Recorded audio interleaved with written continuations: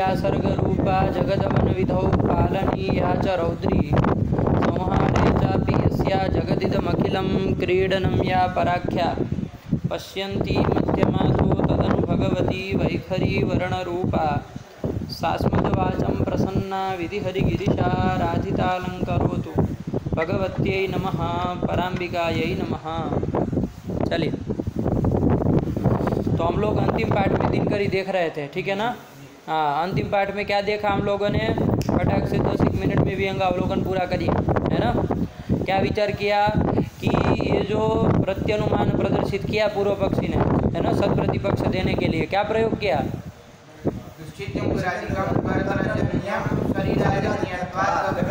ये जो प्रत्यनुमान दिया, ठीक है ना, कि भाई यत्र यत्र शरीराजन्यत्वम तत्र तत्र कर्तृजन्यत्वम, ये व्याप्ति बता करके उन्होंने ये कहा कि इस हेतु से ये जो कर्तृजन्यत्व का साधक जो शरीराजन्यत्व हेतु है, साध्या भाव का साधक हो गया कि नहीं हो गया, अनुमान का जो साध्य है तद भाव का साधक हुआ कि नहीं हुआ, तो साध्या भाव साधक हेतु के द्वारा सत प्रतिपक्ष होगा। इसका खंडन करते हुए उन्होंने नच वाच्यम करके कहा कि अनुकूल तर्का भावात, अनुकूल कोई व्यभिचार शंका निवर्तक अनुकूल कोई तर्क नहीं है, आया कि नहीं आया।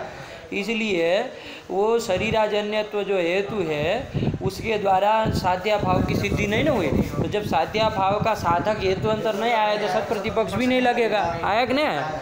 और दिनकरी में उसके आगे बढ़ कर के कहा कि इदम च उपलक्षणम, ये उपलक्षण है, इसके साथ तो ये तर्क अनुकूल तर्का भाव रूप दोष तो है ही, व्यभिचार शंका निवर्तक अनुकूल तर्का भाव दोष तो है ही, लेकिन साथ ही साथ में व्याप्यत्व सिद्धि दोष भी है, आया कि नहीं आया।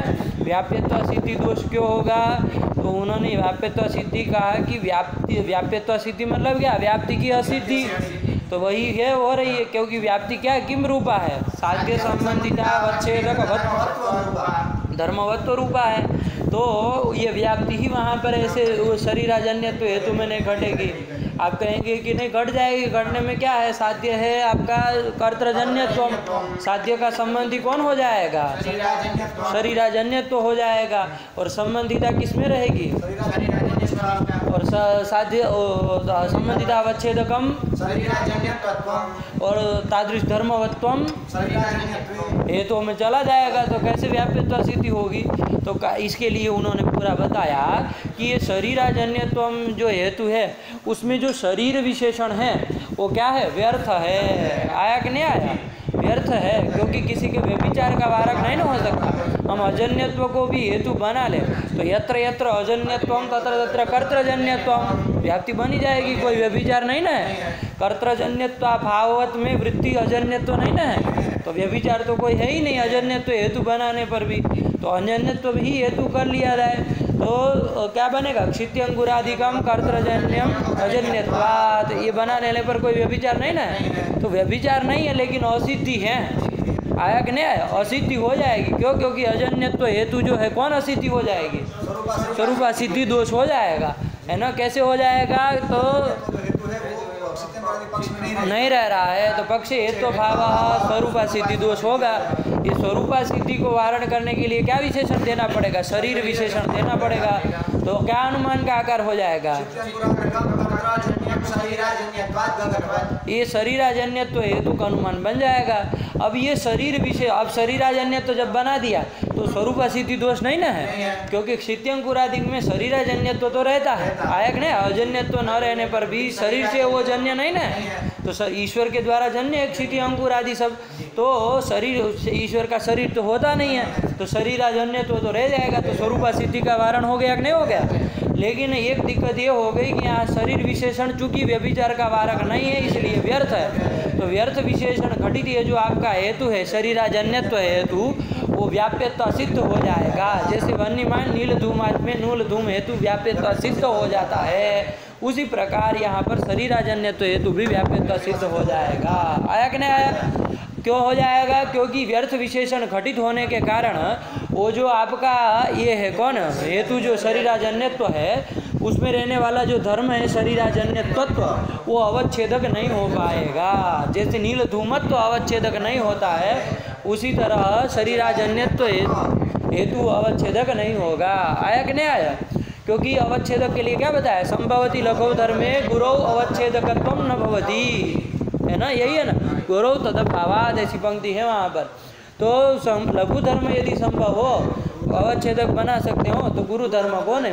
जैसे वहाँ नील धूमत्व में लघु धर्म क्या संभव था, धूमत्व कहने पर कोई व्यभिचार वगैरह नहीं ना था, तो वो तो वन्यमान धूमातीय कहते थे तब भी वहाँ काम चल जाता। धूमत्व को हेतुता अवच्छेदक बना लेते तब भी, संबंधित अवच्छेदक बना लेते तब भी काम चल जाता।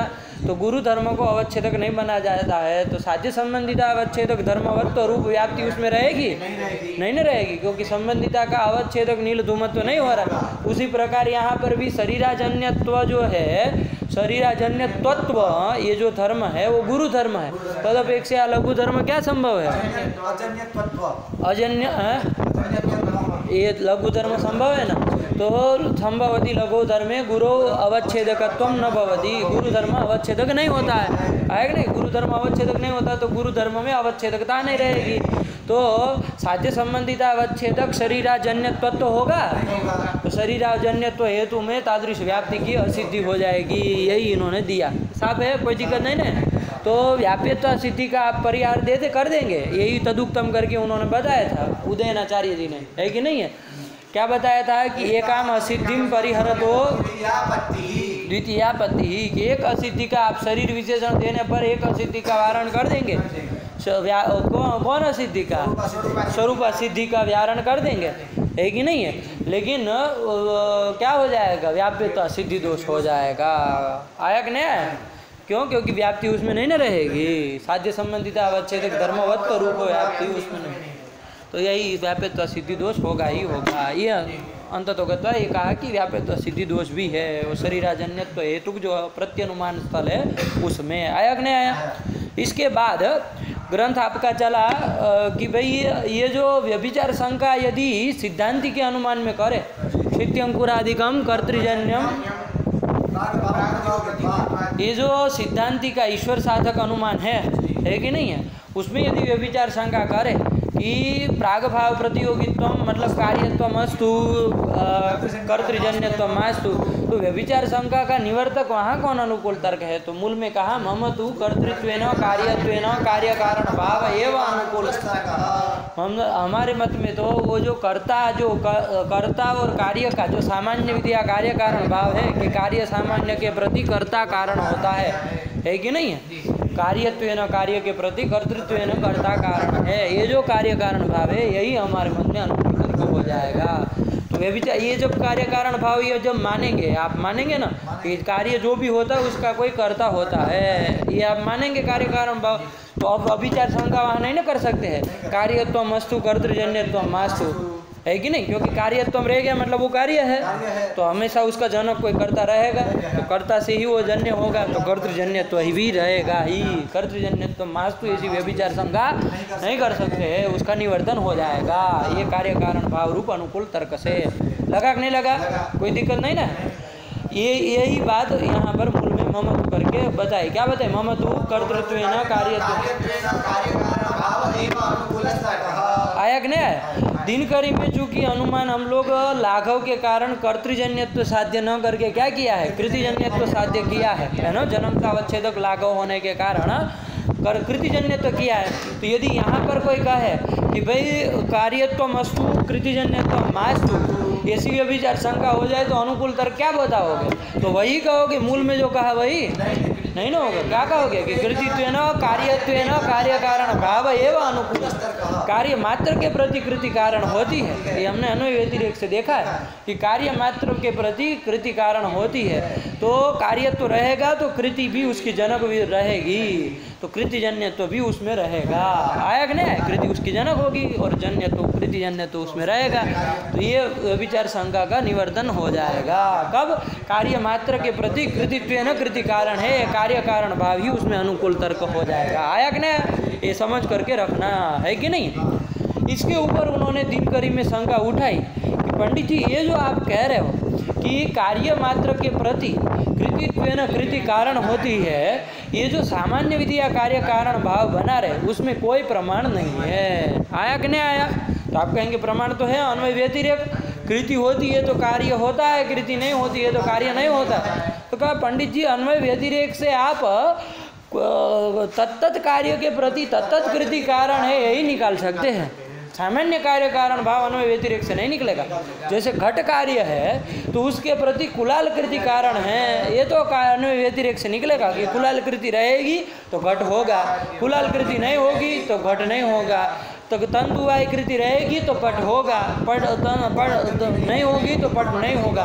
तो यह अन्वय व्यतिरेक तो यही मिल रहा है ना। इस अन्वय व्यतिरेक से कार्य मात्र के प्रति कृति कारण होती ये नहीं निकल रहा है। क्या कार्य कारण भाव निकल रहा है? तत्त कार्य के प्रति तत्त कृति कारण होता है। घट कार्य के प्रति कुलाल कृति ही कारणम, कृति ही कारणम। ये तत्त कार्य कारण भाव, विशेष कार्य कारण भाव ही अन्वय व्यतिरेक के द्वारा होता है कि नहीं? तो सामान्य जो कार्य कारण भाव आप कह रहे हो कि कार्य मात्र के प्रति कृति कारण होती है, उसमें कोई प्रमाण नहीं है। आया कि नहीं? ये कहा कि नहीं कहा? और जब कार्य मात्र के प्रति कृति कारण होती है, जब कार्य कारण भाव सामान्य विधियां नहीं बताएगा, तो यदि व्यभिचार शंका हो जाए कि कार्यत्व मस्तु कृति जन्यत्व मास्तु, तो अनुकूल तर्क क्या बताओगे? नहीं ना होगा अनुकूल तर्क, क्योंकि अब कृति का कार्य मात्र के प्रति कृति कारण तो हुई नहीं। तो कार्य तो रहा तो कृति रहेगी, ऐसा कोई कृति जन्य तो रहेगा, ऐसा कोई उसको व्यभिचार शंका यदि हो जाए कृति जन्य तो मास्तु, तो वहाँ पर अनुकूल तर्क कोई नहीं न रहेगा। यही उसके दिमाग में था और यही रख करके उन्होंने शंका की थी। न करके न च करके क्या किया था? न च करके प्रतिकुलाल कृतित्व नैव हेतुत्वाद एतादृश कार्य कारण भाव। एतादृश कार्य कारण भाव मतलब कृतित्वेन कृते ही कारणम। ये जो कार्य कारण भाव सामान्य कार्य कारण भाव, उसमें कोई प्रमाण नहीं है। उसका उत्तर देते हुए उन्होंने पहला तो समाधान यही दिया। क्या दिया?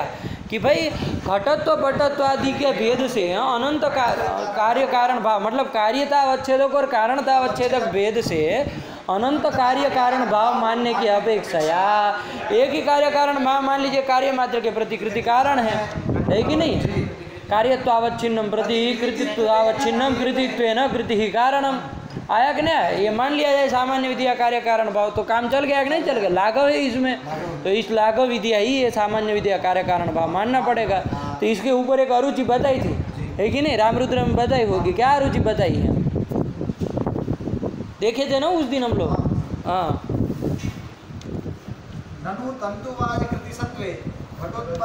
ये आप अध्याय यो कहा कि पंडित जी विशेष कार्य कारण भाव को आप गौरव होने के कारण छोड़ देंगे, केवल सामान्य कार्य कारण भाव मानेंगे, लाघव के कारण ये कहा। लेकिन यदि विशेष कार्य कारण भाव नहीं मानेंगे तो तंतुवाय कृति से घटोत्पत्ति की, कुलाल कृति से पटोत्पत्ति की आपत्ति आएगी, है कि नहीं है? क्यों? क्योंकि कार्य मात्र के प्रति कृति कारण है, आप यही कार्य कारण भाव बनाएंगे तो घट भी तो कार्य है और तंतुवाय की कृति भी कृति है, तो इसलिए उस कृति से घट रूप कार्य हो जाए। विशेष कार्य कारण भाव तो मानते नहीं है, किसी कृति से कोई भी कार्य हो जाए, ये आपत्ति आएगी कि नहीं आएगी? इसका वारण करने के लिए आपको क्या कहना होगा? तत्त कार्य के प्रति तत्त कृति कारण है, ऐसा अनंत गौरव सोढ़वा, गौरव को सहन करते हुए आपको विशेष कार्य कारण भाव मानना ही पड़ेगा। तो सामान्य कार्य कारण भाव मानने पर भी विशेष कार्य कारण भाव तो मानना ही पड़ा ना। तो विशेष कार्य कारण भाव जब मान लिया तो अब सामान्य कार्य कारण भाव मानने की क्या जरूरत है? उसमें कोई प्रमाण नहीं है। आया कि ना? ऐसा करके सामान्य विधि कार्य कारण भाव नहीं है, ये अरुचि आ रही थी। तो उसके ऊपर उन्होंने कहा कि यदि विशेषयो हो कार्य कारण भाव ये तत्सामान्यो रवि इति कार्यत्व कृतित्वाभ्याम सामान्य कारण भाव से आवश्यकत्वाच। इस नियम के अनुरोध से तत्त का वो विशेष कार्य कारण भाव मानिए, लेकिन यदि विशेष यो हो कार्य कारण भाव कार्य घट कार्य विशेष का और कुलाल कृति विशेष का कार्य कारण भाव हो गया, ऐसे और भी कार्य और भी कृतियों का कार्य कारण भाव हो गया, तो असति बाधक तत्सामान्य हो, मतलब कार्य सामान्य का प्रति कृति सामान्य का कारण है, ये कार्य कारण भाव माना जाता है। इस नियम के अनुसार, इस न्याय के अनुसार, है कि नहीं है? तो सामान्य कार्य कारण भाव मानना चाहिए। तो सामान्य कार्य कारण भाव माना जाएगा तो वही हमारे मन में अनुकूल तर्क हो जाएगा। तो इसके ऊपर फिर शंका उठी कि ये जो जिस नियम के आधार पर आप सामान्य कार्य कारण भाव की कल्पना कर रहे हैं वो नियम ही अप्रामाणिक है, वो न्याय ही निष्प्रामाणिक है। यही कहा था ना, न च एतादृश न्यायो निष्प्रामाणिक। तो इसका खंडन करती हुई थी नचवाच्यम करके क्या बताया उन्होंने कि ये तत्तत्कृत्य भावस्य कार्यतावच्छिन्न भावं प्रति तत्तत्कृत्य भावकूटस्य हेतुत्वे गौरवात् कृतित्वावच्छिन्न भावस्यैव लाघवात् इति वाक्यम्। नहीं याद है पंडित जी, ग्रंथ नहीं याद है। चलिए ये तो होना ही था। तो कार्यत्वावच्छिन्न भाव के प्रति है ना, मतलब कार्य सामान्य भाव है कि नहीं है? कार्य सामान्य भाव है यदि, तो उसके प्रति क्या प्रयोजक बताएंगे? कार्य सामान्य भाव के प्रति कारण तो नहीं पूछा जाता, क्योंकि कार्य सामान्य भाव मतलब क्या, वो अत्यंता भाव है, वो तो नित्य होता है, उसका कोई कारण तो नहीं होता है, वो जन्य तो है नहीं कि उसका कोई कारण हो, है कि नहीं है? उसका जनक नहीं ना होगा कोई, लेकिन प्रयोजक कौन होगा इति प्रश्न है। तस्य प्रयोजकम किम इति प्रश्न है। यदि आप सामान्य कार्य कारण भाव नहीं मानेंगे तो आपको क्या प्रयोजक बताना पड़ेगा? तत्त वो भी कृति नहीं है, कुलाल कृति भी नहीं है, तंतुवाय कृति भी नहीं है, पाचक कृति भी नहीं है, ऐसे तत्त कृति का चूंकि अभाव है, इसलिए वहाँ कार्य सामान्य भाव है। तो वो प्रयोजक के रूप में आपको तत्त कृत्य भाव कूट को प्रयोजक मानना पड़ेगा। और कूट मतलब समूह, समुदाय। कूट मतलब क्या? समुदाय, समूह। तो कितने कृत्य भाव को कारण मानना पड़ेगा? अनंत हो गए ना, कोई एक दो कृतियाँ तो दुनिया में है नहीं, सब कृति का अभाव कहो तब जाके कार्य सामान्य भाव की सिद्धि हो, है कि नहीं? क्योंकि एक भी कृति रह गई तो कार्य सामान्य भाव को नहीं कह सकते हैं। तो कार्य सामान्य भाव का प्रयोजक कहने के लिए आप गिना भी नहीं पाएंगे, बता भी नहीं पाएंगे कौन कौन कृति होगी, है कि नहीं है? छूट जाएगी, है कि नहीं है? तो ऐसे अनंत कृतियों को, अनंत को कृत्य भाव कूट को यदि कारण वो प्रयोजक मानने की अपेक्षा सामान्य कार्य कारण भाव यदि मान लिया जाए तो हमको क्या केवल कहना होगा, कृति सामान्य भाव ही प्रयोजक है। आया कि नहीं? क्योंकि उसका आप कार्य कारण भाव मान रहे हैं, इसलिए यदि विषय सामान्य कार्य कारण भाव न हो तो कभी भी कृति सामान्य के कार्य सामान्य भाव का प्रयोजक कभी कृति सामान्य भाव को कह सकते हैं? जब कार्य कारण भाव ही नहीं होगा, आप कार्य के प्रति जब कार्य सामान्य भाव को कारण मानते ही नहीं है तो उसका अभाव उसका प्रयोजक कहा जा सकता है? नहीं ना कहा जा सकता। अरे घट के प्रति कपाल कारण है, तो कपाल इसलिए कपाल न हो तो घटा भाव का प्रयोजक कपाला भाव को कहा जाता है। यदि घट के प्रति कपाल की कारणता ही न हो, जैसे तंतु की कारणता होती है घट के प्रति, तो कपाल तंतु भाव को हम घटा भाव का प्रयोजक मान सकते हैं? नहीं मान सकते। तो जब सामान्य कार्य कारण भाव हो ही नहीं, कि कार्य सामान्य के प्रति कृति सामान्य कारण हो ही नहीं, तो कार्य सामान्य भाव का प्रयोजक कृति सामान्य नहीं ना माना जाएगा, नहीं मान सकते हैं। तो आपको गले पतित होगा, आपको क्या तत्त कृत्य भाव कूट को का प्रयोजक मानना पड़ेगा, तो ये गौरव होगा। और जब ही उस नियम को मान करके यदि हम क्या सामान्य कार्य कारण भाव को मान ले तो हमको केवल किसको प्रयोजक मानना पड़ेगा? कार्य सामान्य भाव का कूट को, कृति सामान्य भाव को ही प्रयोजक मानना पड़ेगा। वो तो एक ही है, उसको कह दिया जाएगा है ना, कृति सामान्य भाव ही प्रयोजक है, तो तत्त कूट को नहीं ना मानना पड़ेगा। ये कूट भी आता है ना, बहुत गड़बड़ सड़बड़ होता है, कूट बहुत मुश्किल काम है कि नहीं है? कितना आप पकड़ेंगे, कोई ना कोई तो छूटता ही चला जाएगा, है कि नहीं है? तो इसलिए इसको मान लेने में से नियम को मानने में लाघव होगा, तो इसी लाघव के अनुरोध से वो नियम मानना चाहिए। यदि विशेषयो हो सामा कार्य कारण भाव असति बाधके तत् सामान्य यो रवि। आया कि ना? बहुत महत्वपूर्ण नियम है, बहुत जगह विचार होता है, ठीक है ना? सिद्धांत लक्षण विद्धांत लक्षण सब जब भी पढ़ा जाएगा तो उसमें सब आता। आया कि नहीं? दिनकर सब यहीं ईश्वर सिद्धि में ही सब डाले हुए हैं, है कि नहीं है? सब यहीं भर दिए हैं, तो यही दिनकर की विशेषता है। चलिए, तो क्या कर दिया? तो सामान्य कार्य कारण भाव मानना पड़ेगा, कार्य सामान्य के प्रति कृतित्व न कृति कारण है, और जब ये मान लोगे तो यही हमारे मन में अनुकूल तर्क हो जाएगा। लगा कि नहीं लगा? हो गया? क्लियर है यहाँ तक? इसके बाद केचित्तु का मत आया है ना। कोई लोग जो है ऐसा कहते थे कि भाई ठीक है, कोई बात नहीं, ऐसा सामान्य कार्य कारण भाव न हो, कृति का कार्य सामान्य के प्रति कृति कारण न हो, कार्यत्व जो है वो कार्यतावच्छेदक न हो कृति का। आया कि नहीं? अभी तू कुलाल कृति से घट उसका कार्यतावच्छेदक घटत्व हो, आया कि नहीं आया? तो घटत्व हो, न कि कृति सामान्य का कार्यतावच्छेद कृति तो कार्यत्व न हो, कार्यत्व मास्तु, यही कहा ना, मास्तु कार्यत्व कृते है कार्यतावच्छेदकम, ये सब मास्तु, कोई दिक्कत नहीं। ये तो मानते हैं ना कि घट कार्य के प्रति कुलाल कृति कारण होते, विशेष कार्य कारण भाव तो मानते कि नहीं मानते, तत्त कार्य के प्रति तत्त कृति कारण, ये तो मानते ही है, आप भी मानते हैं। तो वो है तो उसके अनुसार हम अनुमान कर लेंगे, है कि नहीं। कैसे करोगे फिर ईश्वर की सिद्धि, क्योंकि इस अनुमान से तो आपको होगी नहीं, क्योंकि व्यभिचार शंका का निवर्तन अनुकूल कोई तर्क नहीं मिलेगा यदि आप सामान्य कार्य कारण भाव नहीं माने।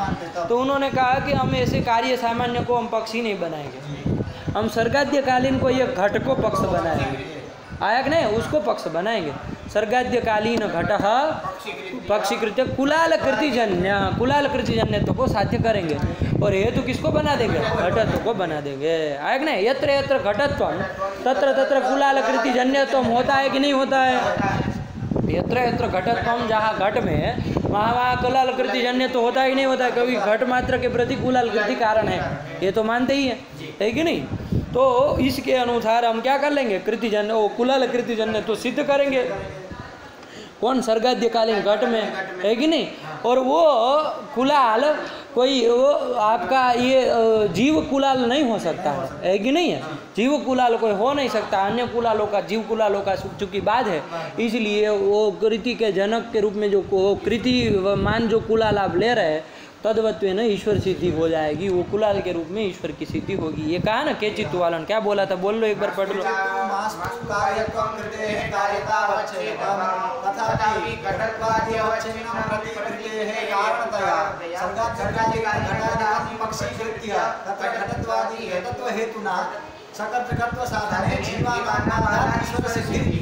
जीवों का चूंकि बाद है कि नहीं है, वो तो नहीं ना हो सके, श्री सर्ग के आदि काल में कौन जीव होगा, कोई नहीं होगा, तो वहाँ वो घट का जनक कुलाल कृति कौन होगी, तो वो ईश्वर कुलाल, ईश्वर जो कुलाल है तत्कृति। तो कहा है कि वो ईश्वर का कुलालत्वापत्ति आएगी, वो कुलाल थोड़ी ना है, कुलाल तो एक वो जाति विशेष वालों को कुलाल कहा जाता है, वो तो ऐसा कोई घर में पैदा किसी की नहीं हुआ कि जिसको कुलाल का है। तो कहा है कि घटकरण समर्थ जो होता है ना वही कुलाल होता है। कुलाल शब्द का मतलब यही, कोई जात पात से मतलब नहीं है, घटकरण समर्थ जो है वही कुलाल है, आया कि नहीं। तो वो ईश्वर घटकरण समर्थ है, इसलिए वो भी कुलाल कहा जाएगा, और उसमें श्रुति भी संगत हो जाएगी, नमः कुलाले ब्याह कर्मा रे ब्याह, ये आया कि नहीं। कोई कहेगा उसके कुलालत्वापत्ति, तो कोई बात नहीं, घटकरण समर्थ जो होता है, आप भी घटकरण समर्थ हो तो आप भी कुलाल है, आप नहीं आप बना पाते तो आप कुलाल नहीं है कि नहीं, ईश्वर बना लेता है तो कुलाल है, उसमें क्या है, और जाए, आया कि नहीं। तो ये घटत्व हेतु के द्वारा हम कुलाल कृति जन्यत्व को सिद्ध करेंगे। अब यहाँ व्यभिचार शंका होगी, घटत्वमस्तु कुलाल कृति जन्यत्व मास्तु, तो इस व्यभिचार शंका का निवर्तक अनुकूल तर्क क्या होगा, यदि वो कुलाल घट कार्यम प्रति कुलाल कृति ही कारणम, ये कार्य जो कार्य कारण भाव है अनुकूल तर्क होगा। और ये कार्य कारण भाव तो मानते कि नहीं मानते, सामान्य कार्य कारण भाव कोई दिक्कत नहीं, ये तो विशेष कार्य कारण, ये तो मानते ही है आप, है कि नहीं है। तो इसलिए इस कार्य कारण भाव रूप अनुकूल तर्क हो जाएगा और कोई दिक्कत नहीं है, कृति कुलाल कृति तो सिद्ध कर देंगे, लगा नहीं लगा। और जीव चूंकि उसमें बाधित है, वो सब नहीं ना हो सकते, सर्गाद्यकालीन घट के कारण के जनक नहीं ना हो सकते, उनकी कृतियाँ उसकी जनक नहीं हो सकती है, तो इसलिए बाधा ईश्वर सिद्धि ही, लगा नहीं लगा। कैचित्तु लोग कह रहे थे, लेकिन इसमें क्या अरुचि दिखाई थी ना कैचित्तु के मन में, क्या अरुचि बताई, हाँ ये जो पर लोग हैं परपद पर है पर दूसरे जो प्रतिवादी हैं, है कि नहीं, जिनको आपको ईश्वर सिद्ध कराना है कि नहीं है, ईश्वर आप तो मानते ही है, किसके लिए अनुमान कर रहे हैं, वो दूसरे मीमांसक लोग जो नहीं मानते हैं ईश्वर को, है ना, भगवत विद्वेषी लोग हैं, तो उनके लिए तो अनुमान कर रहे हो। तो उनके मत में तो स्वर्ग आदिकालीन स्वर्ग प्रलय ये सब कुछ होता ही नहीं उनके मत में, तो कहाँ स्वर्गाद्यकालीन घट होगा उनके मत में, है कि नहीं। उसके मत में सृष्टि अनादिकालीन है और अनंत चलती है, कोई नाश न कुछ प्रलय न कुछ होता है कि नहीं उनके मत में। तो लेकिन इनके मत तो उनके मत में स्वर्गाद्यकालीन कोई घट हुआ ही नहीं ना, तो पक्षा प्रसिद्धि हो जाएगी, आया कि ना। तो पक्षा प्रसिद्धि होने के कारण वहाँ पर ये सब अनुमान नहीं कर पाएंगे, यही अरुचि है, आया कि ना। पक्षा प्रसिद्धि भी एक दोष है कि नहीं, पक्षा प्रसिद्धि ही दोष है ना, आश्रया सिद्धि जिसको कहते हैं, आश्रया सिद्धि। अरे गगनारविंदम सुरभि अरविंदत्वात् सरोजारविंदवत, ये करते हैं ना। तो गगनारविंदम इसको पक्ष बनाया, सुरभित्व को साध्य कर रहा है ना, और अरविंदत्व को हेतु बनाया। यत्र यत्र अरविंदत्वम, सरो वो कमल अरविंद में, तो वहाँ क्या होता है, सुरभित्व होता है। सुरभित्व होता है कि नहीं होता है? तो यही कर दिया उन्होंने, अनुमान कर दिया। तो पक्ष की, तो क्या दोष है यहाँ पर? यत्र यत्र अरविंदत्वम होता है, वहाँ सुरभि होती ही है, सौरभ होता ही है ना, होता है कि नहीं होता है, सुगंध होती ही है कि नहीं? तो क्या आपत्ति थी वहाँ पर उस अनुमान में? तो कहा आश्रया सिद्धि है। आया कि नहीं आया? आप ये सौरभ की सिद्धि मतलब सुरभित्व की सिद्धि कहाँ कर रहे हैं? गगनारविंद पक्ष में। वो आश्रय ही असिद्ध है। तो साध्य जिसमें आप सिद्ध करने जा रहे हैं वो आश्रय ही असिद्ध है। आया कि नहीं? क्या आश्रय बनाया है आपने? गगनारविंद। गगनारविंद होता है कोई? गगनारविंद, अरविंद मतलब कमल। गगन कमल होता है? गगन में गगन कुसुम होता है क्या? गगन पुष्प होता है क्या? आकाश पुष्प, ख पुष्प नहीं ना होता, नहीं ना होता है। तो वही ख मतलब आकाश और पुष्प मतलब पुष्प। तो गगनारविंद होता है कोई? अरविंद तो होता है, लेकिन वो गगनीय अरविंद नहीं ना होता है। गगनारविंद मतलब गगन वृत्ति अरविंद। गगन में कोई आकाश में लटकता नहीं ना है अरविंद, है कि नहीं? तो वही कह रहा है कि गगनारविंद रूप पक्ष ही अप्रसिद्ध है। तो पक्षा प्रसिद्धि दोष होता है, वही आश्रया सिद्धि है। आया कि नहीं आया? तो यही दोष है। लगा कि नहीं लगा? तो यहाँ पर भी क्या हो जाएगा? पक्षा प्रसिद्धि हो जाएगी, क्योंकि परमत में स्वर्ग सृष्टि प्रलय कुछ है ही नहीं, तो स्वर्गाध्यकालीन घट ही नहीं होगा, तो कहाँ वो करेंगे? तो यही अरुचि दिखाई। और आगे कौन? दिदितिकार का मत बताया। दिदिकृतस्तु, दिदितिकार क्या कहते थे? तो दिदितिकार ने चालाकी दिखा दी। कहो कि वो सामान्य कार्य कारण भाव, चलो कोई बात नहीं, नहीं मानते हैं, है कि नहीं है? वो न भी माने, है ना, कार्यतावच्छिन्नम प्रतिकृति हेतुत्वा भावे न भावे पी, है ना, न भी रहे तब भी घटत्वाद्यवच्छिन्न के प्रति कुलाल कृति तो कारण मानते हैं। वहाँ कृति लिखा, लेकिन कुलाल कृति समझना, क्योंकि विशेष कार्य कारण भाव है तो कृतित्व कृति कारण नहीं ना होगी, कुलाल कृतित्व कुलाल कृति कारण होगी। तो वो हेतु तो या हम क्या कर देंगे? अनुमान कर देंगे। तो स्वर्गाध्यकालीन घट ये सब नहीं बनाएंगे, हम खंड घट को पक्ष बनाएंगे, है कि नहीं? चालाकी का दिखा दी, क्योंकि ये स्वर्गाध्यकालीन घट बनाए तो पक्षा प्रसिद्धि, खंड घट को पक्ष बनाए तो कोई हर्जा नहीं ना है। खंड घट को पक्ष बनाएंगे वो तो सब मानते हैं, है कि नहीं? वो ऐसा नहीं मीमांसक लोग खंड घट नहीं, वो भी फूटे हुए जल से पानी पीते, है ही नहीं है? तो खर्चा नहीं ना करते हैं, थोड़ा वो फूट जाए तो वही खंड घट, बाकी सब कर दो। कुलाल कृतिजन्य घटत्वात् महाघटवत, क्या बोले? अब क्यों इधन चिंतन? वो तो स्वर्गाध्य के मूर्ख तरीके हो, तुम ये निगृहित हो जाते हैं। कांडा वंड बोलेंगे तो यही निग्रह हो जाए। कोई कहेगा उसको क्या लेना, ईदान ईंधन घट को क्या लेना? इधर वो भी तो ईदान ईंधन घट है। अरे खंड घट थी तो ईदान ईंधन घट है, वो तो पक्ष बनाए हो, फिर कैसे दृष्टांत बताओगे? तो फिर अरे वो तो स्वर्गाध्यकालीन घट होता तब ईदान ईंधन घट होता। मूर्ख तरीका, अंड बंड बोलेंगे, क्या होगा? दृष्टांत महाघट, अखंड घट, जो भी कहो। आया कि नहीं? तो खंड घट कुलाल कृतिजन्य घटत्वात्, ये कर देंगे। यत्र यत्र घटत्वम तत्र तत्र कुलाल कृतिजन्यत्वम। अब उसमें कोई वे विचार शंका करेगा तो उसका निवर्तक हमारे पास विशेष कार्य कारण भाव है ही कि घट प्रति ही कुलाल कृति ही कारण, यही हमारे बंद में अनुकूल तर्क हो जाएगा और कुलाल कृति जन्य तो सिद्ध कर देंगे। और वो कुलाल जो है वो खंड घट के पूर्व में वो किस कुलाल की कृति रहेगी? कोई वो जो वो घट को पहले पैदा किया था वो कुलाल की कृति नहीं ना है। वो जो कुलाल आपका घट बना है वो तो अखंड घट बनाया था, उसके बाद अभी कोई फूट गया किसी कारण से, है ना, थोड़ा खंडित हो गया है, तो एक खंड घट जो बना है अभी वो घट तो नहीं रहा, वो घट तो नष्ट हो गया जो कुलाल ने बनाया था पहले। वो जो अभी वाला ये जो घट है खंड घट, उसका जनक वो कुलाल की कृति नहीं ना होगी, नहीं ना होगी। उस वो घट उसकी जो कृति थी उसने जो घट पैदा किया था वो घट तो नष्ट हो चुका, ये घट अभी नया आया खंड घट, तो उसका प्रति कौन कृति कारण होगी? तो वही ईश्वर कृति ही कारण होगी। आया कि नहीं आया? तो वो ईश्वर को इस तरह से सिद्ध करेंगे। तादृश खंड घट जनक कृतिमत्व न। आया कि नहीं? वही कह रहे, पढ़ो।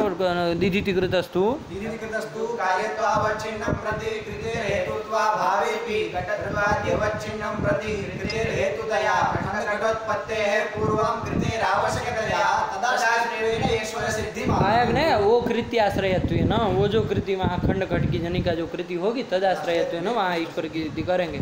इसकी तरफ वो नहीं ना, वो अभी समझ में वो प्रश्न नहीं करोगे कि वो जो फोड़ा है वही आदमी, अरे वो तो नाशानुकूल कृति किया है, खंड घट जन के जनकानुकूल कृति नहीं ना किया है कि नहीं है, ऐसा नहीं ना लोक में व्यवहार। तो वो खंड घट का जनक वो ईश्वर ही होता है। आयक ना चलिए ईश्वर सिद्धि में वो कौन दीदी कृत, हाँ दीदी टीका जिन्होंने की है, बनाई है, लिखी है, वही दीदितिम करोति दीदी कृत। आयक ना दीदी कृत इति दीदी कृत, और उसका बहुवचन कर दो दीदी कृत मतलब दीदी कारा आहू लगा नहीं लगा, यही दीदी कृतस्तु करके बता दिया है ना। तू किया ना तो वो केचित्तु से वही लक्षण बताए तू के द्वारा, है कि नहीं है, क्योंकि तू के मत में वो पूर्व के केचित्तु के मत में क्या था, वो जो था पक्ष कौन बनाए थे, सर्गाद्यकालीन घट था ना, वो हम नहीं बनाएंगे, अभी तो खंड घट को पक्ष बनाएंगे, वही लक्षण है पूर्व मत के अनुसार। चलिए ये दीदितिकार का मत हो गया, यहाँ तक का हो गया था ना, स्पष्ट है ना, कोई दिक्कत नहीं ना।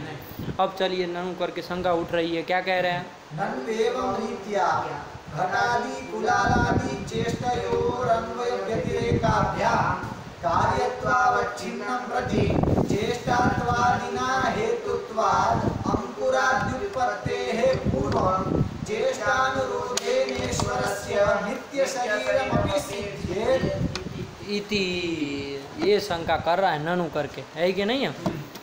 उन्होंने कहा कि ठीक है पंडित जी, आप लोग ईश्वर की स्थिति कर ही ले रहे हैं कुल मिला कर, है कि नहीं है करके ही छोड़ेंगे ईश्वर की स्थिति, है कि नहीं। लेकिन ननु एवं रीत्या, इसी प्रकार से जिस तरह से ये कृति का कार्य कारण भाव होता है ना, कि घट के प्रति कुलाल कृति ही कारणम, है कि नहीं है, कार्य मात्र के प्रति कृति कारण होती है कि नहीं होती है। ये तो एक मत विशेष आए दीदितिकार के और केचित्तु के कि भाई वो सामान्य कार्य कारण भाव न माने तब के उसमें अभावी पी लिखा था, मतलब मान ले तब तो हो ही जाएगा, वो कृतिजन्य तो सिद्ध करने से ही हो जाएगा, आया कि ना। और जो हमने बनाया कार्यम कृतिजन्यम प्रागभाव प्रतियोगित्वात् घटवत, उसी तरह उसी अनुमान से हो जाएगा और अनुकूल तर्क भी वो मिल जाएगा, है कि नहीं है। ये तो न माने तब कही मत सब आया कि नहीं। तो जिस तरह से ये कृति ईश्वर की एक सिद्ध होती हैं, उसी प्रकार से इसी रीत्या ये ननु एवं रीत्या क्या घटादि कुलालादि चेष्टयोः अन्वय व्यतिरेकाभ्याम कार्यत्वावच्छिन्नं प्रति चेष्टात्वादिना हेतुत्वात्, आया कि नहीं एवं रीत्या। जैसे घट के प्रति कृति कारण थी कुलाल कृति, ऐसे विशेष कार्य कारण भाव माना, और असति बाधके सामान्य और अपि कि कार्य मात्र के प्रतिकृति कारण होती है, ऐसा आपने बनाया। उसी प्रकार पंडित जी चेष्टा कभी तो होता है, घट कब बनेगा, जब कुलाल जो होगा उसकी चेष्टा होगी तभी। चेष्टा किसको कहते हैं, चेष्टा थोड़ा समझना, चेष्टा किसको कहते हैं, चेष्टा मतलब इच्छा नहीं, चेष्टा मतलब इच्छा नहीं, चेष्टा मतलब क्या, हिताहित प्राप्ति परिहारानुकूल क्रिया, प्राप्ति परिहारानुकूल क्रिया, चेष्टा क्रिया है ना, क्रिया हुई, लेकिन कोई भी क्रिया नहीं, हित की प्राप्ति की अनुकूल क्रिया हो और अहित की परिहार की अनुकूल जो क्रिया हो, उसी क्रिया को चेष्टा कहते हैं। हित प्राप्ति परिहार, तो हित दो है, इधर प्राप्ति परिहार दो है, यथा संख्या अन्वय करना है, हित की प्राप्ति और अहित की परिहार, तदनुकूल जो क्रिया होती है वही चेष्टा होती है। बात समझ में आएगी नहीं आई। जैसे वो कुलाल जो होता है वो घट बनाता है कि नहीं है, वो क्रिया करता है कि नहीं क्रिया करता है, वो कैसी हित प्राप्ति अनुकूल क्रिया होती है कि नहीं होती है। कोई भी कार्य होता है, जैसे घट कार्य में ही देख लो, वो चेष्टा रहेगी, क्रिया रहेगी कि नहीं रहेगी, ऐसी क्रिया रहेगी कि नहीं रहेगी, ऐसी हित प्राप्ति अनुकूल क्रिया चाहे अहित परिहारानुकूल क्रिया ये न रहे तो कोई कार्य होता है? ये खटपट आदि कोई भी कार्य देख लो, अन्वय व्यतिरेक से आएगा कि नहीं आएगा? कि कार्य कब होगा? जब कुलाल आदि की चेष्टाएं होंगी तब। आया कि नहीं आया? बात समझ में आया कि नहीं? कोई भी कार्य कब होता है? जब चेष्टा रहेगी तभी। चेष्टा मतलब क्रिया जब रहेगी तभी कोई ना कोई कार्य होता है। अन्वय व्यतिरेक से निकल करके आता है ना। तो जैसे घट रहता है तो वो घट जो है वो कब होता है? जब वो कुलाल, जो कुलाल है उसका जनक, वो क्या करता है? कोई क्रिया करता है। वो क्रिया कौन सी क्रिया होगी? जो भी क्रिया होगी है कि नहीं, वो दंड को, चक्र को घुमाना वगैरह जो भी क्रिया करेगा वो कैसी क्रिया है? हित प्राप्ति अनुकूल क्रिया है कि नहीं है? हित प्राप्ति, उसका कुछ हित होने वाला है ना, हित प्राप्ति के लिए ही क्रिया को कर रहा है, कुछ पैसा मिलेगा, जो भी कुछ हित होगा उसका हित प्राप्ति अनुकूल क्रिया है कि नहीं है? चाहे और कोई क्रिया होती है तो वो अहित के परिहारानुकूल होती है, उसी को कहा जाता है चेष्टा। आया कि नहीं? क्रिया रूपी पड़ा कि नहीं पड़ा? ये क्रिया किस में रहेगी? कुलाल में, पूरा कर्ता में, लेकिन किस में? उसके आत्मा में रहेगी क्या कि शरीर में रहेगी? आत्मा में रहेगी क्रिया।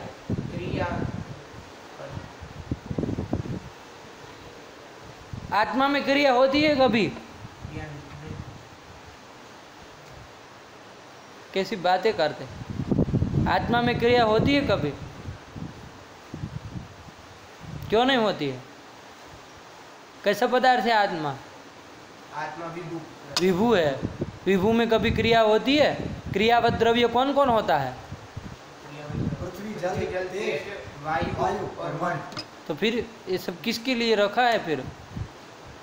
अरे मूर्त द्रव्य कौन है? मूर्त द्रव्य जो होते वही क्रिया वाले होते हैं ना। मूर्तत्व जो क्रियावत्व कौन होते हैं? मूर्त द्रव्य। तो फिर ये आकाश काल दिग आत्मा ये सब क्रिया वाले होते हैं?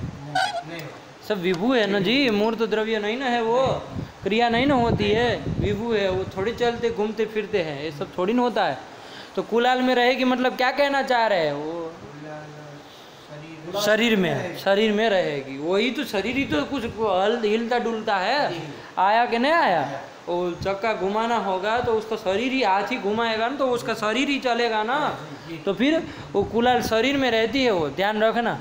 तो अन्वय व्यतिरेक से अब आइए प्रकृति में कि अन्वय व्यतिरेक से क्या हमको सिद्ध हुआ है कि जो भी कार्य होता है तो वहाँ कोई ना कोई चेष्टा रहती है। आया कि नहीं आया? कोई ना कोई चेष्टा रहती है। जैसे घट कार्य रहा तो वहाँ कुलाल की चेष्टा रहेगी। आया कि नहीं? वो कुलाल मतलब कुलाल शरीर में रहेगी, ध्यान रखना, आत्मा मत कर देना। आया कि नहीं आया? तो चेष्टा रहेगी। और पट कार्य होगा तो वहाँ तंतुवाय की चेष्टा रहेगी, तभी तो कार्य होता है। हित प्राप्ति अनुकूल क्रिया न हो तो कोई कार्य होगा? जो भी कार्य है, आप कोई भी कार्य, जैसे आप ग्रंथ भी पढ़ रहे हो तो एक अध्ययन, एक क्रिया हुई कि नहीं हुई? तो हित प्राप्ति अनुकूल क्रिया है कि नहीं है? तो कोई भी कार्य होता है तो वो हित प्राप्ति अनुकूल क्रिया, चाहे अहित परिहारानुकूल क्रिया ही रहती है। आया नहीं? उसी को कहते चेष्टा। तो अब क्या निकल करके आया? कार्य जो भी होता है उसके प्रति चेष्टा कारण होती है। आया कि नहीं आया? तो घट कार्य के प्रति किसकी चेष्टा कारण होगी? कुलाल चेष्टा। पट कार्य के प्रति किसकी चेष्टा कारण? तंतुवाय चेष्टा कारण होगी। आया कि नहीं आया? ये चेष्टा ये सब कारण होगी। ये विशेष कार्य कारण भाव बना।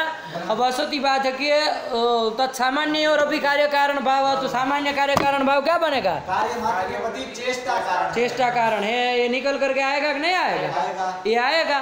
तो अब वो जो आपका कार्य है शित्य अंकुरादिक है कि नहीं है, वो कार्य जो है उसका जनक भी कोई चेष्टा होगी कि नहीं होगी? आया कि नहीं आया? कृति जैसे तज्जनकत्वेन सिद्ध हो रही है उसी प्रकार तज्जनकत्वेन चेष्टा भी तो सिद्ध होगी। आया कि नहीं आया? और वो चेष्टा किस में रहेगी? कोई शरीर में ही रहेगी। ईश्वर में तो ईश्वर जो आत्मा है उसमें तो नहीं ना रहेगी, वो तो विभू है, उसमें तो कोई क्रिया नहीं ना होती। चेष्टा मतलब क्रिया है एक रूप से। तो अब क्या हो जाएगा, आपको वो जो क्षिति अंकुरादि कार्य है उसके प्रति जनक विधि आपको चेष्टा माननी पड़ेगी कि नहीं माननी पड़ेगी? तो वहाँ आपको उस चेष्टाश्रयत्व ना आपको क्या कल्पना करनी पड़ेगी? कोई शरीर कल्पना करनी पड़ेगी कि ईश्वर का कोई शरीर भी होता है। आया कि नहीं? क्योंकि बिना चेष्टा के कार्य होता नहीं है। क्षिति अंकुरादि कार्य है तो कोई चेष्टा भी होगी, तो चेष्टा आश्रयत्व न ईश्वर का शरीर, और वो आपको लाघवा, तो आपको क्या वो शरीर जो है वो एक मानना ये जाएगा, नित्य माना जाएगा, ये होगा तो कोई एक नित्य शरीर भी मानना पड़ेगा, ये आपको कल्पना करनी पड़ेगी। यही वो ननु वाला शंका कर रहा है कि नहीं? ननु एवं रीत्या घटादि कुलालादि चेष्टयोः अन्वय व्यतिरेकाभ्याम। घट ये सब कार्य है और कुलालादि की चेष्टा ये सब कारण है। आया कि नहीं? इनका अन्वय व्यतिरेक से कार्य कारण भाव होता है कि नहीं होता है? तो फिर यदि विशेष यो कार्य कारण भाव असतिबाधके तत्सामान्य और अभी ये करके उस क्या निकल जाएगा? कार्यत्वावच्छिन्नम प्रति चेष्टात्वेन चेष्टा भी हेतु हो जाएगा। ये कार्य कारण भाव होगा कि नहीं होगा? वही कह रहे, पढ़ो। कार्यत्वावच्छिन्नम प्रति चेष्टात्वादिना हेतुत्वात् अंकुरादि व्युत्पत्ति है पूर्वम चेष्टानुरोधे ना। आपको अंकुरादि जो क्षिति अंकुरादि जो कार्य है उसके पूर्व में कारण विधि आपको चेष्टा भी माननी पड़ेगी, क्योंकि ये भी निकल करके आया है अन्वय व्यतिरेक से। कार्य मात्र के प्रति जैसे कृति कारण होती वैसे चेष्टा भी कारण होती है, तो वो आपको चेष्टा माननी पड़ेगी। तो वो चेष्टानुरोधे न ईश्वर से नित्य शरीरम अपनी सिद्धेत। आया कि ना? ईश्वर का नित्य शरीर भी मानना पड़ेगा वो चेष्टानुरोधे न। आया कि ना? क्योंकि वो चेष्टा आत्मा में तो नहीं ना हो सकती है। तदाश्रयत्व न नित्य ईश्वर शरीरम सिद्धे। तो ये आपको एक कल्पना करनी पड़ेगी। न्यायिक लोग नहीं ना मानते हैं, ईश्वर का शरीर नहीं ना मानते हैं, वो अशरीर है। ईश्वर कैसा? अशरीर है। लेकिन अब मानना पड़ेगा, जिस तरह से चले हैं आप, जिस तरह से उसकी कृति सिद्ध हो रही है उसी प्रकार वो अन्वय व्यतिरेक से जिस तरह से कार्य मात्र के प्रति कृति की कारणता आई उसी तरह चेष्टा की भी तो कारणता आ रही है। तो क्षिति अंकुरादि कार्य है तो चेष्टा उसके पूर्व में अव्यवहित पूर्व में रहेगी, और वो चेष्टा कहाँ रहेगी? ईश्वर आत्मा में तो रह नहीं सकती। तो तदाश्रयत्व न ईश्वर का शरीर भी, और वो शरीर नित्य माना जाएगा, है कि नहीं है? क्योंकि ईश्वर नित्य है तो उसका शरीर भी नित्य ही माना जाएगा। तो नित्य शरीरम सिद्धे, ये आपत्ति आ रही है। आया कि नहीं? चलिए। ननु एवं रीत्या घटादि कुलालादि चेष्टयोः अन्वय व्यतिरेकाभ्याम कार्यत्वावच्छिन्नं प्रति चेष्टात्वादिना हेतुत्वात् अंकुराद्युत्पत्तेः पूर्वं चेष्टानुरोधेन ईश्वरस्य नित्य शरीरमपि सिद्धे। आया कि नहीं आया? ये कर दिया। इति चेत् न तादृशान्वय। ये जो रथ जैसे जाता है ना, रथ जैसे चल रहा है तो उसमें क्रिया तो है रथ में, लेकिन रथ में चेष्टा नहीं कही जाती है।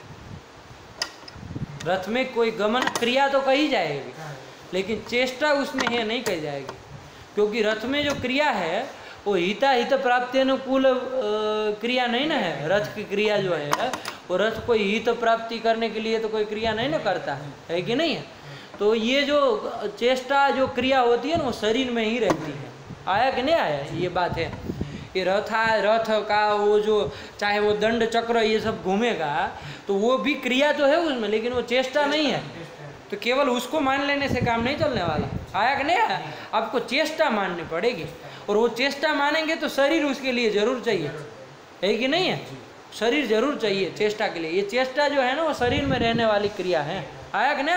क्योंकि ऐसा हित प्राप्ति अनुकूल क्रिया जड़ पदार्थों में नहीं ना हो सकती है। वो कहाँ हित का उसको कुछ होता है, हित प्राप्ति का अनुकूल क्रिया उसमें होता है। आया कि नहीं आया? तो वो सब क्रिया कही जाएगी, लेकिन हित प्राप्ति अनुकूल प्राप्ति परिहारानुकूल क्रिया नहीं कही जाएगी। आया कि नहीं? तो ये चेष्टा श्रय जो होता है ना शरीर ही होता है, इसलिए वो चेष्टा को पकड़ा है कि नहीं? क्रिया को नहीं पकड़ा। क्रिया वरना ऐसे भी कर सकता था ना कि कार्य मात्र के प्रति क्रिया कारण होती है कि नहीं है? कार्य मात्र के प्रति क्रिया कारण होती है। ये कहता जो क्रिया रहेगी, कुलाल की क्रिया रहेगी तभी क्या होगा? वो घटकार्य होगा। तो ये सब नहीं लिया उसने, चेष्टा लिया था कि शरीर की सिद्धि हो, इसलिए चेष्टा तक गया। बात समझ में आएगी नहीं? हाँ, क्योंकि ईश्वर से वो शरीर का बता सिद्ध वो करना है। तो नित्यम ईश्वर नित्य शरीरम अपनी सिद्धेद ईश्वरस्य, लगा कि नहीं लगा? इति चेत तक शंका है, इति चेत न खंडन कर रहे, पढ़ो। तादृशान्वय व्यतिरेकाभ्याम कार्यत्वावच्छिन्नं प्रति क्रियात्वेनैव हेतुत्वात् तत्र चेष्टात्वेन हेतुत्वे मानाभावात्। लगा नहीं लगा? यही उत्तर दे रहा है। क्या उत्तर दे रहा है? वो कहा कि अन्वय व्यतिरेक से पंडित जी कार्य मात्र के प्रति क्रियात्वेन क्रिया कारण है, न तो हिता हित प्राप्ति परिहारानुकूल क्रियात्वेन चेष्टा कारण है।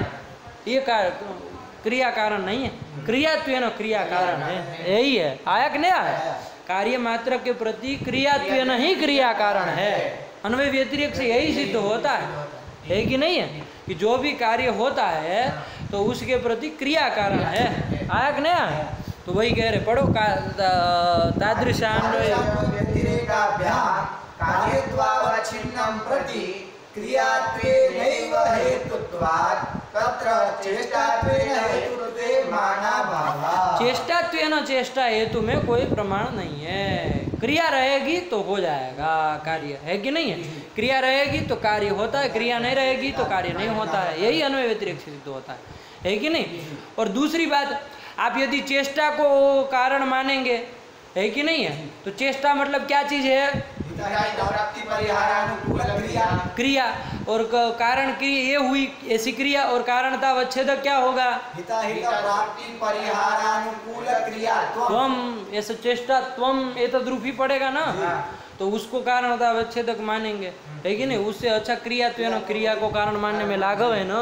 बात समझ में आएगी ना? तो यही क्रियात्वेन ही क्रिया को कारण माना जाता है। चेष्टात्वेन चेष्टा को कारण मानने में कार्य मात्र के प्रति कोई प्रमाण नहीं है। आया कि नहीं आया?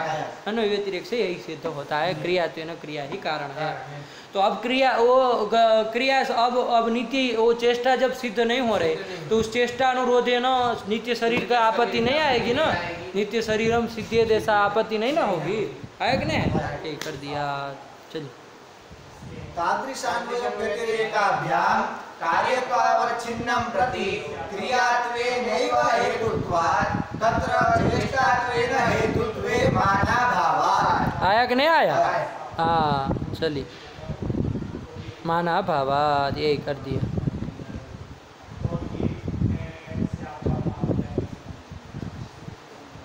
चलिए, हो गया कि नहीं हो गया? एक बार पढ़ लो।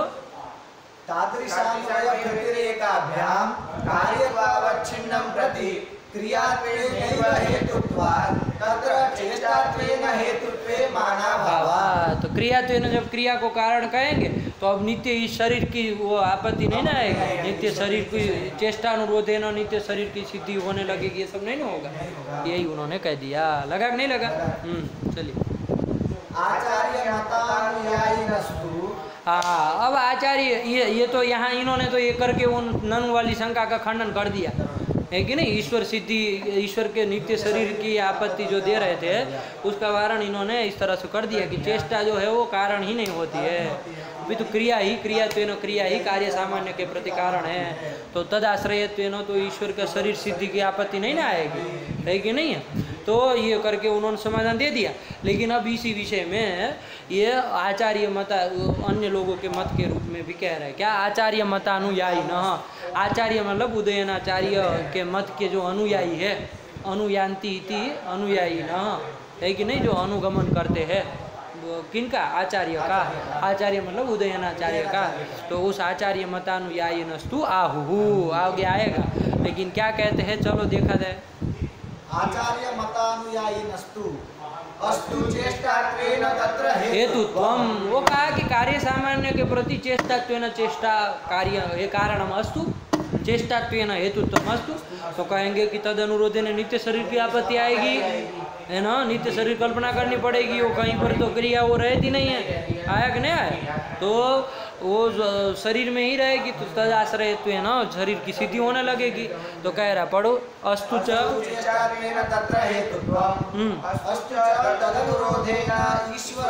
नित्यम शरीरम हो जाए, तदनुरोधेन ईश्वर का नित्य शरीर की कल्पना की जाए, अस्तु, क्या अर्ज है कि नहीं है? हाँ, तथापि तथापि ईश्वर का कोई अतिरिक्त ऐसा हमको शरीर 2 हाथ 2 पैर वाला मानने की जरूरत नहीं है। आया कि नहीं? ईश्वर का ऐसा अतिरिक्त कोई शरीर मानने की जरूरत नहीं। हमारे पास जो चीजें हैं उसी को हम व्यवस्था बना लेंगे। आया कि नहीं? चेष्टा चेष्टा को कारण मानेंगे और तदनुरोधे न ईश्वर शरीर भी सिद्धि होगी, ईश्वर शरीर भी होगा, लेकिन वो कोई अतिरिक्त नहीं है। अभी तो क्या है तो बताएंगे। तथापि न ईश्वरस्य अतिरिक्त शरीर सिद्धि ही क्या तत्शरीरत्वोपगमात्। ये जो परमाणु है पृथ्वी के, जल के, इसके, ये जो परमाणु है वही उसका शरीर है, ये हम कल्पना करेंगे। तो ईश्वर का शरीर क्या है? ये जो परमाणु है, पार्थिवादी परमाणु, वो ईश्वर का शरीर है कि नहीं है? उसमें क्या कहा? परमाणु नाम एवं तत्शरीर मतलब ईश्वर शरीरत्वोपगम। तो अतिरिक्त हमको अरे 2 हाथ नहीं है, इसको आपत्ति कब होती? जब 2 हाथ 2 पैर वाला कोई शरीर मानना पड़ता है ईश्वर का, तब समस्या होती ना, है कि नहीं है? लेकिन ये जो परमाणु तो मानते ही है आप लोग, ईश्वर ये भी मानते हैं, नहीं एक लोग भी मानते हैं। वही हम क्या कह रहे हैं, उदयनाचार्य जी कह रहे हैं, वही हम उसका ईश्वर का शरीर मान लेंगे। क्या बोलो? ईश्वर में भोग आदि रहता है। हाँ, क्योंकि शरीर का लक्षण तो किया भोगायतनम शरीरम, तो ये लक्षण चेष्टाश्रयम शरीरम, यही करेंगे। चेष्टा का आश्रय जो होता है वही शरीर होता है, ठीक है ना? अभी शरीर की भी परिभाषा देखेंगे, वो एक सामान्य रूप से बताया जाता है, भोगायतनम शरीरम, भोगायतनम शरीर। अब जब ईश्वर का शरीर सिद्ध होगा, भोग मतलब क्या है? सुख दुख साक्षात्कार। अब उसका सुख दुख होता ही नहीं तो कहाँ से? वो तो आपका शरीर का लक्षण की अभिव्यक्ति होने लगेगी। तो आप शरीर का लक्षण ठीक करिए, तो उसके लिए फिर किया जाएगा। अरे आपके ऊपर दोष मर जाएगा ऐसा करोगे तो हम तो चेष्टा तेरा कारण किए, तद अनुरोधे ने ईश्वर का शरीर मानेंगे। वो परमाणु जो है वो ईश्वर का शरीर है। आया कि नहीं आया? ईश्वर का शरीर है वो परमाणु। तो अब आप अपना शरीर का लक्षण सुधारिए, है कि नहीं? वो किया जाएगा, उसको परिमार्जित कर लिया जाएगा। उसको चेष्टाश्रय जो होता है वो शरीर होता है, ये सब कर लिया जाएगा। आया कि नहीं? चेष्टाश्रयम शरीरम, ये सब कह दिया जाएगा, ठीक है ना? तो वो सब कोई समस्या नहीं है। आया कि नहीं? चलिए, वो तो हमारा लक्ष्य जैसा होगा उसके अनुसार हम लक्षण बनाएंगे, है कि नहीं? चलिए, तथापि न ईश्वरस्य अतिरिक्त शरीर सिद्धि ही, हाँ, परमाणुनामेव तत्शरीरत्वोपगमात्। आया कि नहीं आया? परमाणु नाम एवं तत्शरीरत्वोपगमात्, परमाणु को ही उसका शरीर मान लेंगे, कोई अर्जा नहीं है। चलिए फिर आगे। एवं च ईश्वरकृति जन्य चेष्टावद्भिः परमाणु रूप शरीरेणैव तत्तत्कार्याणाम् उत्पत्तिः। ये जो परमाणु रूप शरीर है उसी शरीर से तत्त कार्यों की उत्पत्ति होगी, है कि नहीं है? और वो शरीर कैसा होगा? देखो पूरा घटा करके, एवं च ईश्वर की कृति, ईश्वर की कृति होती है ना, उस कृति से क्या होगा? चेष्टा होगी। ईश्वर कृति जन्य क्या है? चेष्टा। और वो चेष्टावत क्या हो गए? परमाणु। तो चेष्टावत भी परमाणु भी उत्पत्ति ही। तो चेष्टा की कारणता, चेष्टा चेष्टा को कारण मानने पर भी कोई अर्जा नहीं ना रहा। आया कि नहीं आया? पर ईश्वर की जो कृति, उस कृति से जन्य क्या होगा? चेष्टा होगी। वो चेष्टा किस में होगी? परमाणु। वो अपने शरीर, ईश्वर के शरीर मतलब परमाणु रूप जो शरीर है उसमें चेष्टा होगी। तो चेष्टावद भी परमाणु रूप शरीर ही तत्त कार्याणाम उत्पत्ति ही। परमाणु से ही तत्त कार्यों की उत्पत्ति होती है, तो होता ही है। अरे 2 परमाणु में क्रिया होगी तभी तो जाके द्विअणुक बनेगा, द्विअणुक फिर त्रिअणुक बनेगा, चतुर्णुक बनेगा। तो चेष्टा भी रहेगी कि नहीं रहेगी? कार्य मात्र कार्य के पूर्व में। तो चेष्टात्व ने चेष्टा को कारण मानने पर भी कोई अर्जा नहीं है, ऐसा आचार्य मतानुयायी न वदंती। आहु पढ़ो। एवं ईश्वरकृतिजन्य चेष्टावद्भिः परमाणु रूप शरीरैः एव तत्तत्कार्याणाम् उत्पत्तिः। आया कि नहीं आया? तो कहा कि कोई भी क्रिया, अब देखो एक ये तो हो गया कि नहीं हो गया? अब शंका करेगा कोई आदमी कि कोई भी क्रिया को चेष्टा नहीं कह सकते, है कि नहीं है? कोई भी क्रिया को चेष्टा नहीं कह सकते, वरना तो ये कोई भी निर्जीव पदार्थ है, जैसे रथ है आपका, वो चल रहा है तो उसको भी चेष्टा है ऐसा कहा जाएगा। कोई भी क्रिया जो होती वो चेष्टा नहीं ना कही जाती। तो ये परमाणु में रहने वाली क्रिया जो है उसको चेष्टा कैसे कहेंगे? उसको चेष्टा कैसे कहेंगे? ये प्रश्न आएगा कि नहीं रहेगा? तो कहा कि उसका उत्तर लिख रहे, पढ़ो। परमाणु क्रियायाम चेष्टात्व रूप वैजात्यांगिकारात्, ये कहा कि परमाणु की जो क्रिया है, परमाणु में जो क्रिया हो रही ईश्वर कृतिजन्य क्रिया, उसमें हम चेष्टात्व ये वैजात्य अंगीकार करेंगे। उसमें चेष्टात्व ये विलक्षण क्रिया तो उसमें स्वीकार करेंगे। आया कि नहीं आया? वो क्रिया उसकी सामान्य क्रिया नहीं मान, जब उसका शरीर मान लिया तो हिता हित प्राप्ति अनुपरिहारानुकूल क्रिया हो ही गई उसकी, है कि नहीं है? जब ईश्वर का शरीर वो स्वीकार कर लिया तो उसमें चेष्टात्व, उसकी क्रिया में चेष्टात्व मानने में भी क्या अर्जा? कोई अर्जा नहीं है कि नहीं? जब वो ईश्वर का शरीर हम स्वीकार कर रहे हैं तो कोई आपत्ति नहीं है, वो चेष्टात्व उसमें माना ही जाएगा। पढ़ो क्या कह रहे हैं? परमाणु क्रियायाम चेष्टात्व रूप वैजात्यांगिकारात्, चेष्टात्व परमाणु क्रिया में चेष्टात्व ये माना जाएगा। चेष्टात्व रूप वैजात्यस्य अंगीकारात्, ये चेष्टात्व एक विजातीय धर्म है ना? चेष्टात्व एक विजातीय धर्म सब क्रियाओं में नहीं रहता। आया कि नहीं? तो परमाणु में क्रिया में फिर कैसे रहेगा? तो कहा कि उसमें मानेंगे, क्योंकि अब जब उसका शरीर सिद्ध हो कर लिए मान लिया तो फिर उसमें जो क्रिया है उस क्रिया में चेष्टात्व भी मान लेंगे, मतलब उसको उस क्रिया को चेष्टा भी हम कहेंगे। आया कि नहीं? वो चेष्टा ही कही जाएगी। आया कि नहीं? शरीर लक्षण। तो अब प्रश्न हुआ कि भाई शरीर का जो लक्षण करते हैं कि भाई चेष्टाश्रयत्वम, तो केवल चेष्टाश्रयत्व नहीं कहते, अंत्यावयवत्वे सती चेष्टा अंत्यावयवित अंत्या नहीं क्या लिख रहे हैं? पढ़ो तो आगे। शरीर लक्षण अंत्यावयवी जो होता है ना वो भी पढ़ा है। अंत्यावयवित्वे सती चेष्टाश्रयत्वम, ये शरीर होता है। अंत्यावयवित्वे सती चेष्टाश्रयत्वम, शरीर ये होता है। सामान्य रूप से शरीर का लक्षण यही किया जाता है कि नहीं है? कि भाई अंत्यावयवी होते हुए जो चेष्टा का आश्रय हो। आया कि नहीं हो? तो अंत्यावयवी होते, वो क्यों कहते हैं? क्योंकि ये हाथ का वो न हो, हाथ वगैरह, क्योंकि हाथ में ये क्रिया रहती है कि नहीं रहती है? हिता हित प्राप्ति परिहारानुकूल क्रिया रहती है कि नहीं रहती है? तो चेष्टाश्रय तो हाथ में भी आ जाता है कि नहीं आ जाता है? हाथ शरीर है क्या? नहीं ना। तो उसका वारण करने के लिए अंत्यावयवित्व भी देना पड़ता है कि नहीं? क्या देना पड़ता है? अंत्यावयवित्व भी देना पड़ता है। तो अंत्यावयवित्व यदि दे देते तो उसका मतलब क्या? अंत्य अवयवी होना चाहिए, है कि नहीं? तो ये हाथ जो है वो अवयवी तो है, और हाथ अपने अवयवों का अवयवी होगा, अवयवी तो हो जाएगा, लेकिन अंत्य अवयवी नहीं ना होगा। अंत्य अवयवी कौन होगा?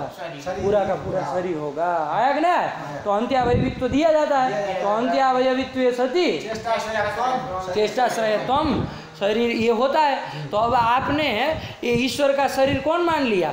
परमाणु को मान लिया। उसमें मान लीजिए आपने चेष्टा भी मान ली, कोई दिक्कत नहीं, लेकिन अंत्यावयवित्व है उसमें? अरे वो अवयवी ही नहीं है। अंत्य अवयवी तो दूर की बात हो गई, अवयवी कहाँ है वो?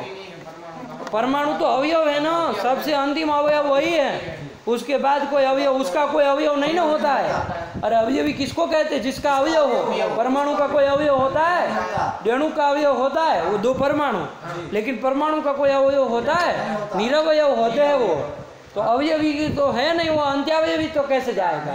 तो अंत्यावयवी तो घटित जो है आपका लक्षण है शरीर का, वो कैसे घटेगा उसमें? ये परमाणु ईश्वर का शरीर है तो उसमें जाना चाहिए कि नहीं जाना चाहिए? तो उसके लिए कह रहे, क्या कह रहे? पढ़ो। शरीर लक्षणे अंत्यावयवित्वस्य अनिवेशाच, अंत्यावयवित्व का निवेश नहीं करेंगे हम शरीर के लक्षण में। अरे जब लक्ष्य कोटि में उसको लेना है तो लक्षण भी तो उसके अनुसार बनाया जाएगा। आया कि नहीं आया? जैसे इसने कहीं सुना हुआ है कि भोगायतनम शरीरम, लेकिन वो जिस परिस्थिति में माना गया होगा, जब परमाणु को शरीर मानेंगे, चाहे जो भी ईश्वर का शरीर मानेंगे, तो फिर उसके उसी तरह से वो होगा ना, लक्षण भी तो उसी तरह से होगा, लक्षण भी उस तरह। तो वही कहा कि शरीर लक्षण में हम क्या नहीं देंगे? अंत्यावयवित्व नहीं निवेश करेंगे। आया कि नहीं आया? हाँ पढ़ो। अनिवेशाच अंत्यावयवित्वस्य अनिवेशाच परमाणुनाम शरीरत्वानुपपत्ति, परमाणु का शरीरानुपत्ति, शरीरत्वानुपत्ति नहीं कह सकते हैं, क्योंकि शरीरत्व, देखो ये पंक्ति क्यों लिखनी पड़ी? ईश्वर का शरीर परमाणु मान लिया जाए तो देखो इसका अवतरण नाम रुद्रम बनाया होगा।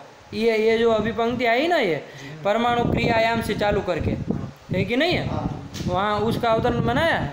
हाँ, चेष्टावत्व मात्रस्य शरीर लक्षणत्वे तु हस्तादावपि शरीरम इति व्यवहारापत्तिः इत्याशंकायामाह शरीर लक्षण इति। आया कि नहीं आया? सॉरी क्या फिर से कहाँ से पढ़ रहे हो? इस शरीर लक्षण को छोड़ दो, उसके पहले ये परमाणु क्रियायाम चेष्टा तो भी कल्पना की, वो भी तो दिया। तथा च परमाणु क्रिया रूप चेष्टा बलादेव वेणुकादि रूप तत्तत् कार्योत्पत्ति संभवेन तदनुरोधेन नेश्वरस्य परमाणुवतिरिक्त शरीर सिद्धिरिति भावः। आया कि नहीं आया? ये द्वणुक आदि कार्य किससे होता है? परमाणु में क्रिया होने से ही होता है ना? आया कि नहीं आया? तो वही जो परमाणु जिसमें क्रिया हो रही है उस परमाणु को ही वो ईश्वर का शरीर मान लेंगे, उसके अतिरिक्त तो कोई ईश्वर का शरीर नहीं मानेंगे, है कि नहीं? 2 हाथ 2 पैर वाला ये सब नहीं मानेंगे, ये परमाणु ही उसका शरीर मानेंगे, है कि नहीं? तथा च परमाणु क्रिया रूप चेष्टा बलादेव, परमाणु क्रिया रूप जो चेष्टा है तद बलादेव वेणुकादि रूप तत्तत् कार्योत्पत्ति संभवेन, उससे ही उसके कार्य की उत्पत्ति संभव है कि नहीं है? संभव है ना? तदनुरोधेन नेश्वरस्य परमाणुवतिरिक्त शरीर सिद्धि ही। आगे पढ़ो। इति भावः। ननु शरीर क्रियाया एव चेष्टात्वेन। ये क्या यहाँ से पढ़ना, ये अनुभव ये दे रहा कि परमाणु को आपने शरीर कह दिया, ईश्वर का शरीर क्या है? परमाणु है। इसमें 2 आपत्ति है, 2 आपत्ति है ना? क्या 2 आपत्ति है? एक आपत्ति ये है कि जो चेष्टाश्रय होता है वही शरीर होता है। आया कि नहीं आया? चेष्टाश्रय होता है वही 2 आपत्ति वो लिख रहे। पढ़ो, नानू से पढ़ो। ननु शरीर क्रियाया एव चेष्टा, शरीर की जो क्रिया होती वही चेष्टा होती है। शरीर क्रिया एवं चेष्टात्वेन परमाणु च चेष्टावत् अन्त्यावयवित्व रूप शरीरत्व विरहेण कथम परमाणु क्रियायां चेष्टात्वांगीकार संभवः।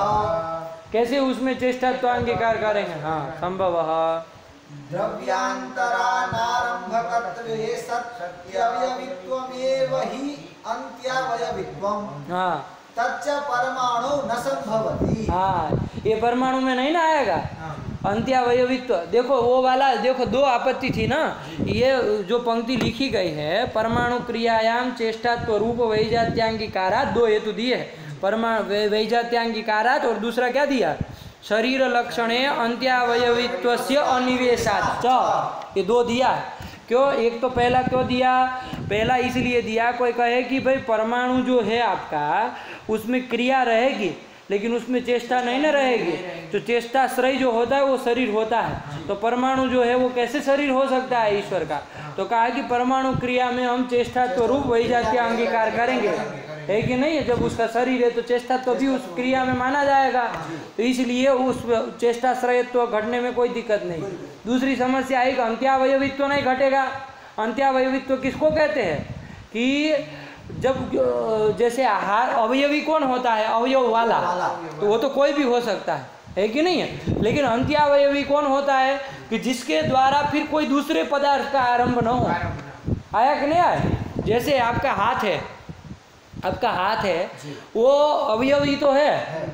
जैसे वो घट में ले लो, चलो घट जो है वो कपाल जो है वो घट की अपेक्षा अवयव है कि नहीं है? लेकिन वो कपाल अवयवी भी है। 2 कपालिका से कपाल बना है कि नहीं बना है? तो वो कपालिका की अपेक्षा वो अवयवी भी है कि नहीं है? अवयव वाला जो होता है वो सब अवयवी होता है। लेकिन अंत्यावयवी हमने कहा, अंत्यावयवी कौन होता है? कि जिसके बाद दूसरा कोई अवयव का आरंभ न हो, है ना? जिससे किसी दूसरे किसी अवयवी का आरंभ न हो। आया कि नहीं? अवयवी का आरंभ न हो, वही अंत्यावयवी होता है। जैसे घट, अब घट बनाने के बाद किसी का नहीं ना बनता है, कोई दूसरा अवयवी का आरंभ नहीं ना होता है उस घट से, तो इसलिए वो क्या होता है? अंत्यावयवी कहलाता है। वही उन्होंने अंत्यावयवित्व का लक्षण बनाया। द्रव्यांतरानारंभकत्वे सती, द्रव्यांतर का अनारंभक होते हुए क्या होना चाहिए? अवयवित्वम, मतलब अवयव वाला हो, द्रव्यांतर का आरंभक न हो। लेकिन अवयव वाला हो, वही क्या होता है? अंत्यावयवी होता है। ये अंत्यावयवित्व आपका इसमें घटेगा परमाणु में? नहीं घटेगा। परमाणु में घटेगा, क्योंकि उसमें देखो आपका जो ये शरीर है उसमें घट जाएगा आपका जो शरीर है, क्योंकि आपका शरीर किसी का आरंभक है, द्रव्यांतर का आरंभक है नहीं ना है। ये कोई दो शरीर मिला करके कोई दूसरे पदार्थ नहीं बन जाने वाला, द्रव्यांतर का आरंभक नहीं है। तो द्रव्यांतर आरंभकत्व आ गया कि नहीं आ गया? और क्या होना चाहिए? अवयवित्व, मतलब अवयव वाला होना चाहिए। तो अवयव वाला ही हस्तपाद आदि अवयव है, नासिका वासिका ये सब अवयव है, तो अवयव वाला भी, इसलिए ये तो अंत्यावयवी हो गया। परमाणु जो है वो कैसे अंत्यावयवी होगा, है कि नहीं? वो कैसे अंत्यावयवी होगा? नहीं ना होगा, क्योंकि क्या होना चाहिए उसके लिए? क्या अपेक्षित है? द्रव्यांतरानारंभकत्व के साथ साथ अवयवित्व भी होना चाहिए, अवयवित्व होना चाहिए, अवयव वाला होना चाहिए। क्या लिखा है? नारंभकत्व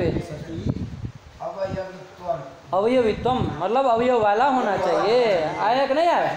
अवयवः अस्य अस्ति इति अवयवी पर तु तस्य भावः अवयवित्वम, मतलब अवयव वाला होना चाहिए। आया कि नहीं आया? तो परमाणु ऐसा है? नहीं है। द्रव्यांतर का अनारंभक है वो? नहीं है। कौन द्रव्यांतर का आरंभक है वो? रेणुक का। तो वो वाला दल भी नहीं गया। और अवयवित्व होना चाहिए, मतलब सावयव होना चाहिए। सावयव है वो? एक भी दल नहीं जा रहा है। कहाँ अंत्यावयवित्व जाएगा उसमें? आया कि ना? इसलिए मैंने कहा अवयवित्व ही नहीं जा रहा है, अंत्यावयवित्व कहाँ से जाएगा? अंत्यावयवित्व मतलब द्रव्यानारंभकत्वे सति अवयवित्वम, यही अंत्यावयवी होता है ना। बात समझ में आया कि नहीं? चलिए यही कह रहे, पढ़ो। द्रव्यांतरानारंभकत्वे सति अवयवित्वमेव हि अंत्यावयवित्वम्। और वो परमाणु में घटेगा? नहीं ना घटेगा। तो शरीर लक्षण उसमें तो जा नहीं रहा है, अंत्यावयवित्व भी बड़ा है, तो उसके लिए मूल में कहा क्या कहा? इसलिए दूसरा हेतु दिया, शरीर लक्षण अनिवेशात। तो ये भी नहीं देंगे, अंत्यावयवित्व का निवेश ही नहीं करेंगे, अंत्यावयवी होना है कोई जरूरी नहीं है। आया कि नहीं? तो परमाणु भी चेष्टाश्रय होना चाहिए, तो चेष्टाश्रय तो परमाणु है, तावता वो शरीर हो गया। आया कि नहीं आया? तो परमाणु जब शरीर हो गया तो अब अतिरिक्त शरीर की कल्पना नहीं करनी पड़ेगी, तो वो यही शरीर मान लिया जाएगा। इति न परमाणु नाम शरीरत्वानुपपत्ति ही, इसलिए परमाणु का शरीरत्व की अनुपत्ति अब नहीं होगी। आया कि ना? कब हो रही? जब अंत्यावयवित्व पड़ा रहता उसमें चेष्टात्व वैजात्य नांगीकार करे तब, लेकिन अब तो चेष्टात्व अंग वो परमाणु क्रिया में चेष्टात्व भी मान लिया और वैवित्व शरीर लक्षण में दिया ही नहीं, तो वो भी शरीर, अब शरीरत्वानुपत्ति ही लगा कि नहीं लगा? क्यों देना पड़ा? क्योंकि ईश्वर का शरीर परमाणु माने तो शरीर का फिर उसमें शरीरत्व की उत्पत्ति भी तो होनी चाहिए। तो उसमें जो समस्या आ रही थी दोनों का निराकरण कर दिया उन्होंने। आया कि नहीं? चलिए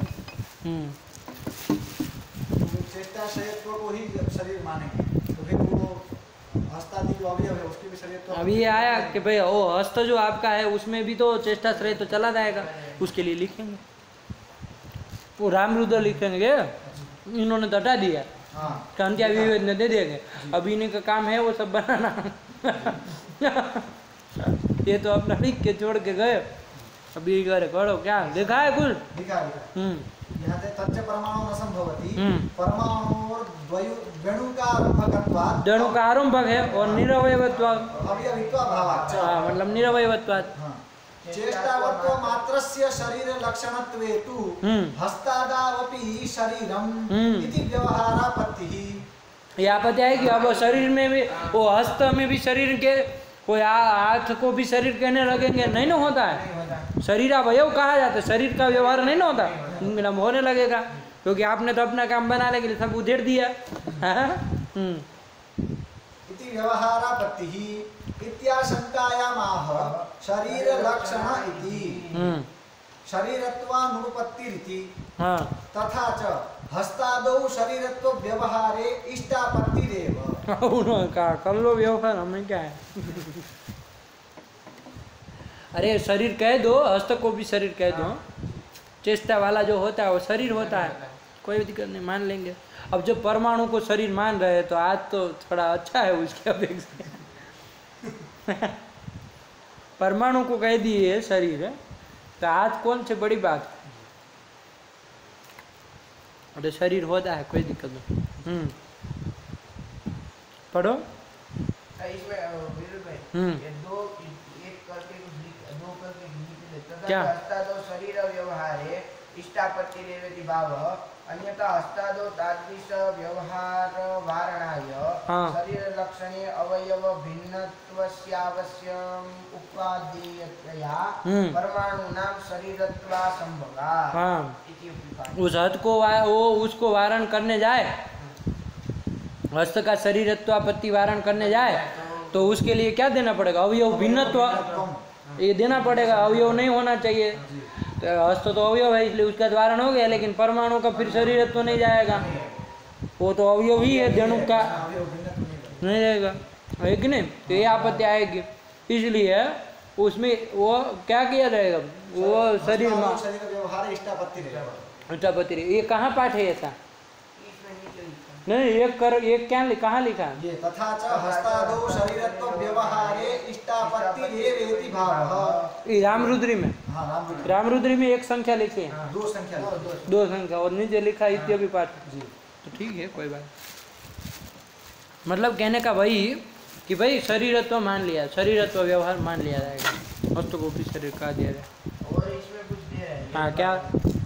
यद्वा शरीर लक्षणे अंत्यावयवित्व स्थाने द्रव्यारंभकावयवी भिन्नत्वम् एव उपादेयम् तथा च हस्तादो न शरीरत्व व्यवहारापत्तिः हाँ। तस्य शरीर रूप द्रव्यारंभकत्वात् हाँ। नवा परमाणूनां शरीरत्वानुपपत्तिः तेषाम् अवयवित्वाभावात् इति तु परमार्थः।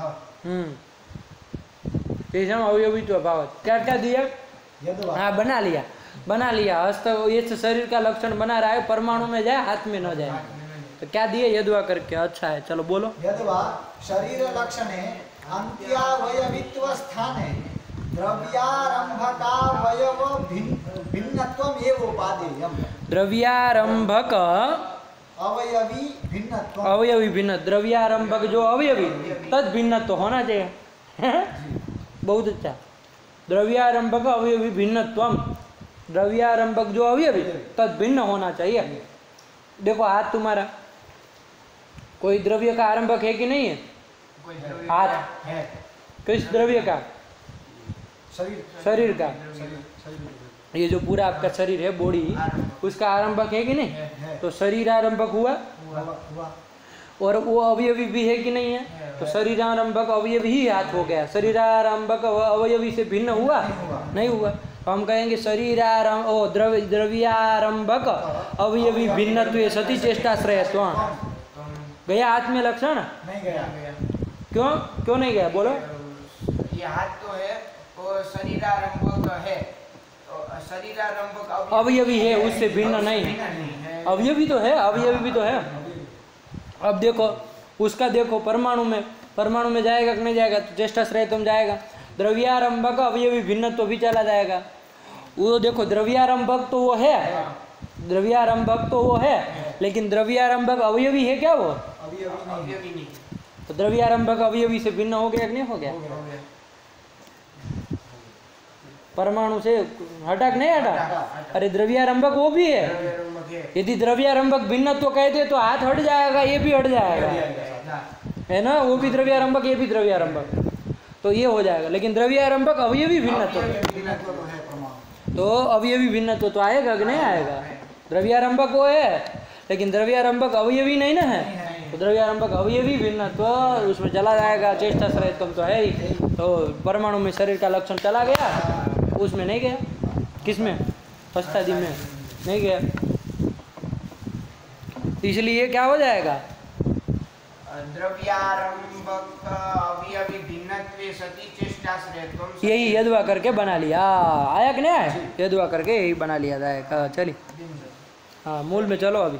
शरीर लक्षणे अंत्यावयव, इसलिए यही कह दिया कि अंत्यावयवित्व नहीं देंगे।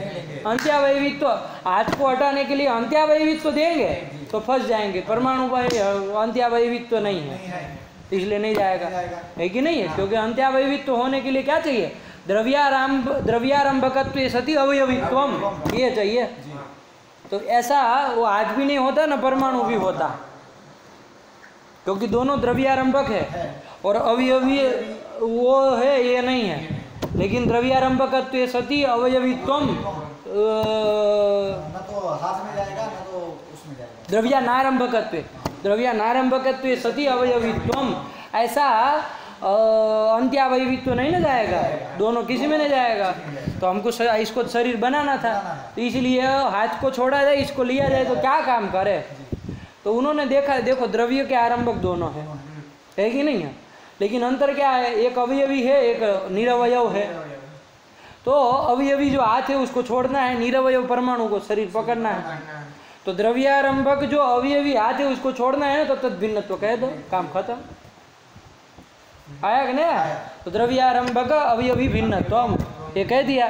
तो परमाणु भी वो आपका हाथ जो है ना परमाणु ग्रहण हो गया। आया कि नहीं? तो यही कर दिया। चलिए चालाकी कर दी राम रुद्र। तो अब कोई परमाणु के शरीरत्व की अनुपत्ति नहीं ना है, न परमाणु नाम शरीरत्वानुपत्ति। लक्षण ध्यान रखना, ये बहुत अच्छी कोटि चलाई यदवा करके, है कि नहीं? वरना थोड़ा हमको भी अरुचि हो रही थी, अभी हम बोल ही देते, है कि नहीं, कि गड़बड़ चड़बड़ वाला है। शरीर में हस्त का व्यवहार करे कैसे, नहीं ना होता है। लोक में कोई नहीं कहता है आज शरीर है, शरीर का अवयव कहता है, ये अंग है, ये कहते हैं। अंग मतलब अवयव, शरीर है ऐसे नहीं कहते। आपके शरीर के क्या क्या अंग है, हाथ पैर, ये सब बोलते हैं। छोटा बच्चा भी बोलता है, अब क्या बंड उसमें कराएंगे तो फिर इतना नहीं ना चलता। चलिए अब इतना छोड़ छाड़ के नहीं चलेंगे, और व्यावहारिक नहीं ना हो सकता, लेकिन अब अच्छा काम कर दिया। चलिए शरीर लक्षण में अंत्यावयवित्व स्थाने द्रव्यारंभकावयवी भिन्नत्वमेवोपादेयम् तथा च हस्तादौ न शरीरत्व व्यवहारापत्तिः तस्य शरीर रूप द्रव्यारंभकत्वात्। हाँ चलो, तो तद भिन्न नहीं ना हुआ। चलो फिर नवा परमाणुनां शरीरत्वानुपत्तिः तेषाम् अवयवित्वाभावात्, क्योंकि वो अवयवी नहीं है, फिर द्रव्यारंभक तो है, केवल द्रव्यारंभक भिन्न कह दे नहीं चलता। हाँ बोलिए, किन के नाम का आया? अच्छा यहाँ होंगे, देखिए तो बाहर थोड़ा हुआ। तो इसलिए द्रव्यारंभक भिन्न तो नहीं क्या, द्रव्यारंभक अवयवी भिन्नत्व कह दिया ताकि परमाणु आ जाए। द्रव्यारंभक परमाणु होते हुए भी अवयवी नहीं ना है, तद भिन्न हो गया। चलिए, इसलिए परमाणु नाम न शरीरत्वानुपत्ति। फिर लिखा कुछ इति तु परमार्थ, यही परम अर्थ है, चरम अर्थ है। आया कि नहीं आया? चलो पहुंचा दिया छोर तक। याद रखना, ये शरीर वाला प्रश्न उठेगा ही, जैसे ही इसको कहा जाए तो ये झमेला खड़ा होगा ही, है कि नहीं? चलिए शरीर लक्षणे अंत्यावयवित्वस्य अनिवेशाच्च। अच्छा, दो हेतु है ना, दो है। पहला कौन है? परमाणु क्रियायाम चेष्टात्व रूप वैजात्यांगीकारात् शरीर लक्षणे अंत्यावयवित्वस्य अनिवेशाच्च न परमाणूनां शरीरत्वानुपपत्तिः। चलिए न च नाना परमाणूनां शरीरत्वकल्पने गौरवात् लाघवेन तस्यातिरिक्तत्व सिद्धिः। तस्य अतिरिक्त शरीर सिद्धि। आया कि नहीं? वो कहा आप शंका करने वाला, उन्होंने कहा आप चेष्टा को कहा चेष्टा तो चेष्टा को कार्य मात्र के प्रति कारण मान लिए, वो चेष्टाश्रय चेष्टानुरोधेन शरीर भी मानना पड़ेगा। तो वो परम आपने चालाकी दिखाई, परमाणु को ही शरीर मान लिया, ईश्वर का अतिरिक्त शरीर नहीं माना। आया कि नहीं आया? ये आपने किया, और शरीर का लक्षण भी परिष्कृत किया ताकि दोष ना आए, हस्ता दोष शरीर व्यवहार शरीरत्वापत्ति ना आए, है कि नहीं? ये सब कर लिया। लेकिन गौरव आपको कितना, क्योंकि ईश्वर का शरीर ये परमाणु को मानेंगे। परमाणु कितने हैं? 1 2 3 हैं क्या? नाना परमाणु है, अनंत परमाणु है। तो उस नाना परमाणु नाम शरीरत्व कल्पना है गौरवा। नाना परमाणु को पृथ्वी के, जल के, वायु के, तेज के, है कि नहीं है? सबके परमाणु का उसका शरीर मानना पड़ेगा। ये तो नहीं केवल पृथ्वी के मानने से काम चलेगा, है कि नहीं? तो ये सब मानने में क्या होगा? गौरव होगा। नाना परमाणु नाम शरीरत्व कल्पना गौरव लाघवत, उसका एक अतिरिक्त शरीर कल्पना कर लो ना भाई, काम खत्म करो। आया कि नहीं आया? ये शंका कर रहा है। न च नाना परमाणूनां शरीरत्वकल्पने गौरवात् लाघवेन तस्यातिरिक्तत्व सिद्धिः। आया कि नहीं आया? लाघवेन तस्य अतिरिक्त तो सिद्धि, अतिरिक्त शरीर सिद्धि ही आयक ने, अतिरिक्त शरीर की सिद्धि हो जाएगी। आयक ने लाघवात ये किया। अब इसका वाच्यम तो कहा न च वाच्यम, क्यों? तत्शरीरस्य महत्वे अभग्नस्य। अब वो आपको दो विकल्प दे रहा है, दो विकल्प आपको दे रहे हैं, है कि नहीं है? दो विकल्प ये दे रहे हैं कि ईश्वर का अतिरिक्त शरीर मानोगे, चलो हमको बताओ, महत् शरीर मानोगे कि अणु मानोगे? बताइए कैसा शरीर मानोगे? मतलब अणु स्वरूप शरीर मानेंगे कि महत् शरीर मानेंगे, बड़ा शरीर मानेंगे?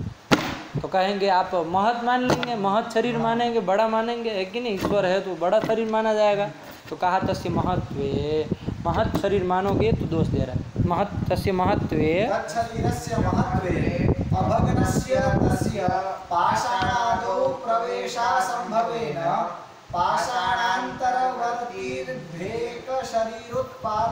नुपत्ते है। पाषाणादि जो होते हैं है ना, उसमें वो भेक मतलब वो ये जो क्या मेंढक, मेंढक पैदा होते कि नहीं होते? मेंढक वो पाषाण के अंदर अंदर है कि नहीं है? अब वो जो मेंढक का उत्पत्ति हुई तो वहाँ पर उसके पूर्व में चेष्टा रहनी चाहिए, वो कृति चेष्टा रहनी चाहिए कि नहीं रहनी चाहिए ईश्वर के? तो वो वहाँ पर और कार्य कारण का समानाधिकरण होना चाहिए। तो जिस पाषाण में वो भेक है, वो भेक मतलब वो दरदूर मतलब वो मेंढक, वहाँ पर वो ईश्वर को रहना चाहिए कि नहीं रहना चाहिए? तो वो यदि महत् शरीर मानेंगे तो वो शरीर, और शरीर नित्य मानेंगे, है कि नहीं? लागू ये मानना ही पड़ेगा। तो वो शरीर कैसे वहाँ पहुँचेगा? वहाँ वही कुछ बता रहे, पढ़ो। तस्य महत् तत्शरीरस्य महत्वे अभग्नस्य तस्य, मतलब बिना भांगे टूटे किए उस शरीर का, अभग्नस्य तस्य शरीरस्य प्रवेशा पाषाण आदि में प्रवेश कर पाएगा? वो शरीर प्रवेश नहीं ना कर पाएगा, है कि नहीं? शरीरा प्रवेशेन प्रवेशा संभवेन तरवर्ती भेक शरीरोत्पादकता नुपत्ते। पाषाण में रहने वाला जो भेक है, अंतर्वर्ती जो भेक है, उनके शरीर की उत्पादकता नुपत्ति, उसका उत्पादक नहीं हो पाएगा। आया कि नहीं आया? बात समझ में आएगी नहीं? अरे और भी छोटे मोटे कीड़े, भेक तो इन्होंने एक नाम ले लिया, और भी कीड़े मीड़े सब वो पाषाण के अंतर पैदा होते कि नहीं होते हैं? तो उन सबके वो ईड़े क्या कहते हैं उसको? ईयड़, आपके गुजराती में ईयड़ जिसको कहते हैं, चाहे छोटे छोटे जीव जो होते हैं जो पैदा होते हैं, तो उत्पादकता ईश्वर के उसमें आएगी क्या? नहीं ना आएगी, क्योंकि कार्य मात्र के प्रति चेष्टा कारण है। तो चेष्टा से वो शरीर की वो ईश्वर चेष्टा, ईश्वरीय चेष्टा रहनी चाहिए, वो ईश्वर के शरीर में रहेगी। और वो शरीर आप महान मान रहे हो, वो शरीर वहाँ प्रवेश कर पाएगा? बिना टूटे, बिना टूटे नहीं ना कर पाएगा। तो उसका शरीर भी या तो अनित्य मानना पड़ेगा, अनित्य तो मान नहीं सकते हैं। ईश्वर का शरीर वो भी टूट जाए तो कितना वो अनंत शरीर की कल्पना फिर तो करनी पड़ेगी। तो फिर तो गौरव आपने भी स्वीकार कर लिया। अरे नित्य एक शरीर मानो तभी तो लाभ हो, आया कि नहीं? तो ये उत्पादकता अनुत्पत्ति होगी। तो कहा कि अणु मान लेंगे, अणु स्वरूप मान लेंगे, वो शरीर को घुस जाएगा, वो पाषाण में प्रविष्ट हो जाएगा, उसमें कौन बड़ी बात है? एक शरीर का उत्पादकता उसमें आ जाएगी, कोई दिक्कत नहीं है कि नहीं? वहाँ शरीर में चेष्टा भी हो जाएगी, तो कोई दिक्कत नहीं है। अणुत्वे दूरस्थ कहा कि अणु मानेंगे, यदि अणु मानेंगे शरीर तो यहाँ वो मान लीजिए कुछ वो अणु है तो यहाँ कुछ काम कर रहा है, उसी समय मान लीजिए कहीं भूकंप हो गया, कहीं आपके गुजरात में मान लीजिए कहीं कच्छ वच्छ में भूकंप हो गया, है कि नहीं है? और अभी वो यहाँ वेग के लिए प्रविष्ट हुआ था शरीर, अब पाषाण में उधर दूरस्थ कुछ कार्य हुआ दूर जगह, तो वहाँ पर उसका जो वो कारण हो पाएगा नहीं? वो अणु है तो एक ही जगह रह पाएगा ना, सब जगह नहीं रह पाएगा, है कि नहीं है? अरे अणु है तो यहाँ कुछ मान लीजिए कुछ काम कर रहा है, वो चेष्टा वेष्टा चल रही है अभी, और वहाँ भूकंप हो गया तो उसका कारण कौन मानोगे? फिर दूरस्थ कार्य की उत्पादकता नहीं आ पाएगी, ये समझ जाओगे। उसके लिए मान लीजिए महत् मानते हैं कि बड़ा मानेंगे कि वहाँ भी रहे वहाँ भी रहे, तो यहाँ फिर वो पाषाण में प्रवेश नहीं कर पाएगा, है कि नहीं? फंसेगा मामला। ये सब जमेला होता है शरीर मानने में, सब समझो, है कि नहीं? इसलिए ये सब नहीं वो सब माना जाता है कि नहीं? अतिरिक्त शरीर नहीं मानते, वो परमाणु स्वरूप ही शरीर मानते हैं। जितने भी परमाणु है वही सब क्या है? ईश्वर का शरीर है। तो इसमें कोई आपत्ति नहीं ना है। वो जहाँ भूकंप हो रहा है वहाँ पर भी परमाणु है, इधर भी है, आया क्या? वही कह रहे, पढ़ो। उत्पादकत्वानुपपत्ते है, आया ना? दूरस्थ कार्य की उत्पादकता नहीं आएगी। इस शरीर कल्पना, अतिरिक्त शरीर कल्पना करने में यही समस्या है कि नहीं है? क्योंकि शरीर कल्पना कर लेंगे, फिर छोटा बड़ा कैसे मानोगे? छोटा मानोगे तो ये समस्या, दूरस्थ कार्य कैसे कर पाएगा? बड़ा मानोगे, ऐसा मान लीजिए कोई, तो फिर ऐसे जो जहाँ प्रवेश न कर पाए वहाँ प्रवेश के, फिर कैसे प्रवेश असंभव है ना, वहाँ कैसे कार्य तत्त कार्य की उत्पादकता कैसे आएगी? ये सब समस्या होती है कि नहीं? इसीलिए वो परमाणु गौरव सोढ़ापी वो परमाणु को ही शरीर माना। नाना परमाणु नाम एवं शरीरत्वम न अतिरिक्त शरीरत्वम, आया कि ना? चलिए,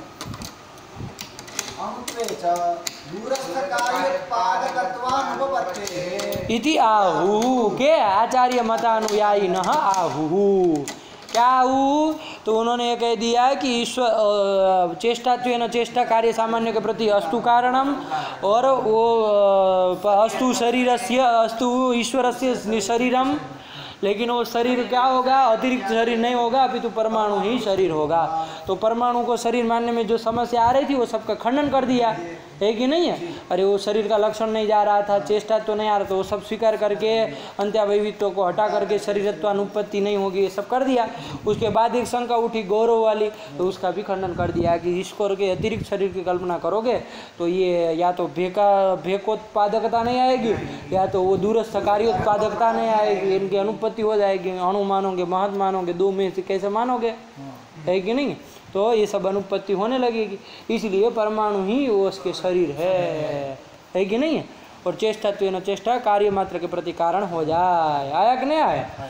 और ईश्वर के शरीर के रूप में परमाणु को ही मान लिया जाए, आया कि नहीं? तो ईश्वर कृतिजन्य वो परमाणु में चेष्टा होगी, और तादृश चेष्टावत भी परमाणु भी तत्त कार्योत्पत्ति ही, आया कि नहीं? दोनों का आदि कार्योत्पत्ति हो जाएगी, अंकुर आदि की उत्पत्ति हो जाएगी।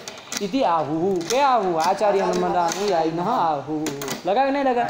यही कह दिया। इति अलम पल्लवैहि, बस अब बहुत हो गया। अलम पल्लवैहि अब बहुत है कि नहीं? अलम, अब बस इतना ही पल्लव, इतना अब आप विचार करिए, इसमें सोचिए, है कि नहीं है? अब ज़्यादा पल्लवित करने की अब जरूरत नहीं है, इस विषय को खींचता है कि नहीं? चलिए, इति अलम पल्लवैहि हो गया। चलिए, इसी के साथ ये खत्म किया। अब यत्तु करके क्या आ रहा है? अभी कितना बज गया ईश्वर सिद्धि में? इधर भी कितना है? इधर 3 है। चलिए, है अब यत्तु से है वो जो आपका अनुमान है, अब ये सब हो चुका। वो क्या कहते हैं, वो जो न चकर के शंका हुई थी वो सब खंडित कर दी, है कि नहीं है? वो सत प्रतिपक्ष वाली जो मूल में हुई थी उसमें दोष दिखा दिया, ये सब हो गया। इसके बाद आपका ये जो है अपने मत में अनुकूल तर्क का भी विचार कर दिया कि नहीं कर दिया? और उसमें एक शंका अंततोगत्वा उठी थी कि भाई नित्य शरीर की सिद्धि, तो उसमें भी समाधान पहले तो दे ही दिया कि भाई नहीं, चेष्टा तो न चेष्टा को कार्य मात्र के प्रति कारण नहीं मानेंगे, क्रिया तो नहीं मानेंगे। तो ये कर दिया तो कोई शरीर की सिद्धि के शरीर चेष्टानुरोधे न शरीर की आपत्ति आती, चेष्टा तो मानेंगे नहीं कारण के रूप में, तो कोई आपत्ति नहीं ना आएगी, शरीर कल्पना नहीं करनी पड़ेगी। और यदि मान भी लिया जाए ऐसा करके आचार्य मतानुयायी न लोगों ने ये समाधान दे दिया कि परमाणु को ही शरीर मानेंगे, अतिरिक्त शरीर तो नहीं मानेंगे। ये करके ख़त्म किया इन्होंने। अब पूर्वोक्त जो ये अनुमान था, ईश्वर साधक अनुमान, क्या किया आपने? मूल में किया, चाहे इधर कहो कि क्षित्यंकुरादि को कार्य बोल दिया ना, कार्यम कृतिजन्यम कार्य प्रागभाव प्रतियोगित्वात् घटवत्, वही है, कोई अंतर नहीं ना है, कोई ये नहीं ना आपको लग रहा है कि कुछ अलग है कि नहीं है? चलिए, तो ये जो अनुमान किया उसमें कुछ हम वो उठा रहे, क्या उठा रहे? पढ़ो। यतु पूर्वोक्त स्थापनानुमाने शरीरजन्यत्वम् उपाधिः तस्य घटादौ साध्य व्यापकत्वात् अंकुरादौ साधना व्यापकत्वात् च। ये उपाधि दोष दे रहे हैं। पूर्वोक्त स्थापनानुमाने, पूर्वोक्त स्थापनानुमान क्या है? कर्तृजन्यत्व साध्य को कार्यत्व हेतु जो आपका अनुमान है, वही जो पूर्वोक्त स्थापना अनुमान है उसमें दोष दे रहा है। आया कि नहीं आया? उसमें जो व्यभिचार शंका होती तो सबका तो निवर्तन ये सब कर दिया कार्य कारण भाव से ही, है कि नहीं है? कोई अर्जा नहीं ना। अब उसमें उपाधि दोष दे रहा है, उपाधि दोष पता आया कि नहीं?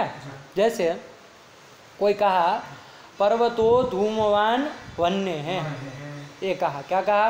पर्वतो धूमवान वन्य है, ये कह दिया।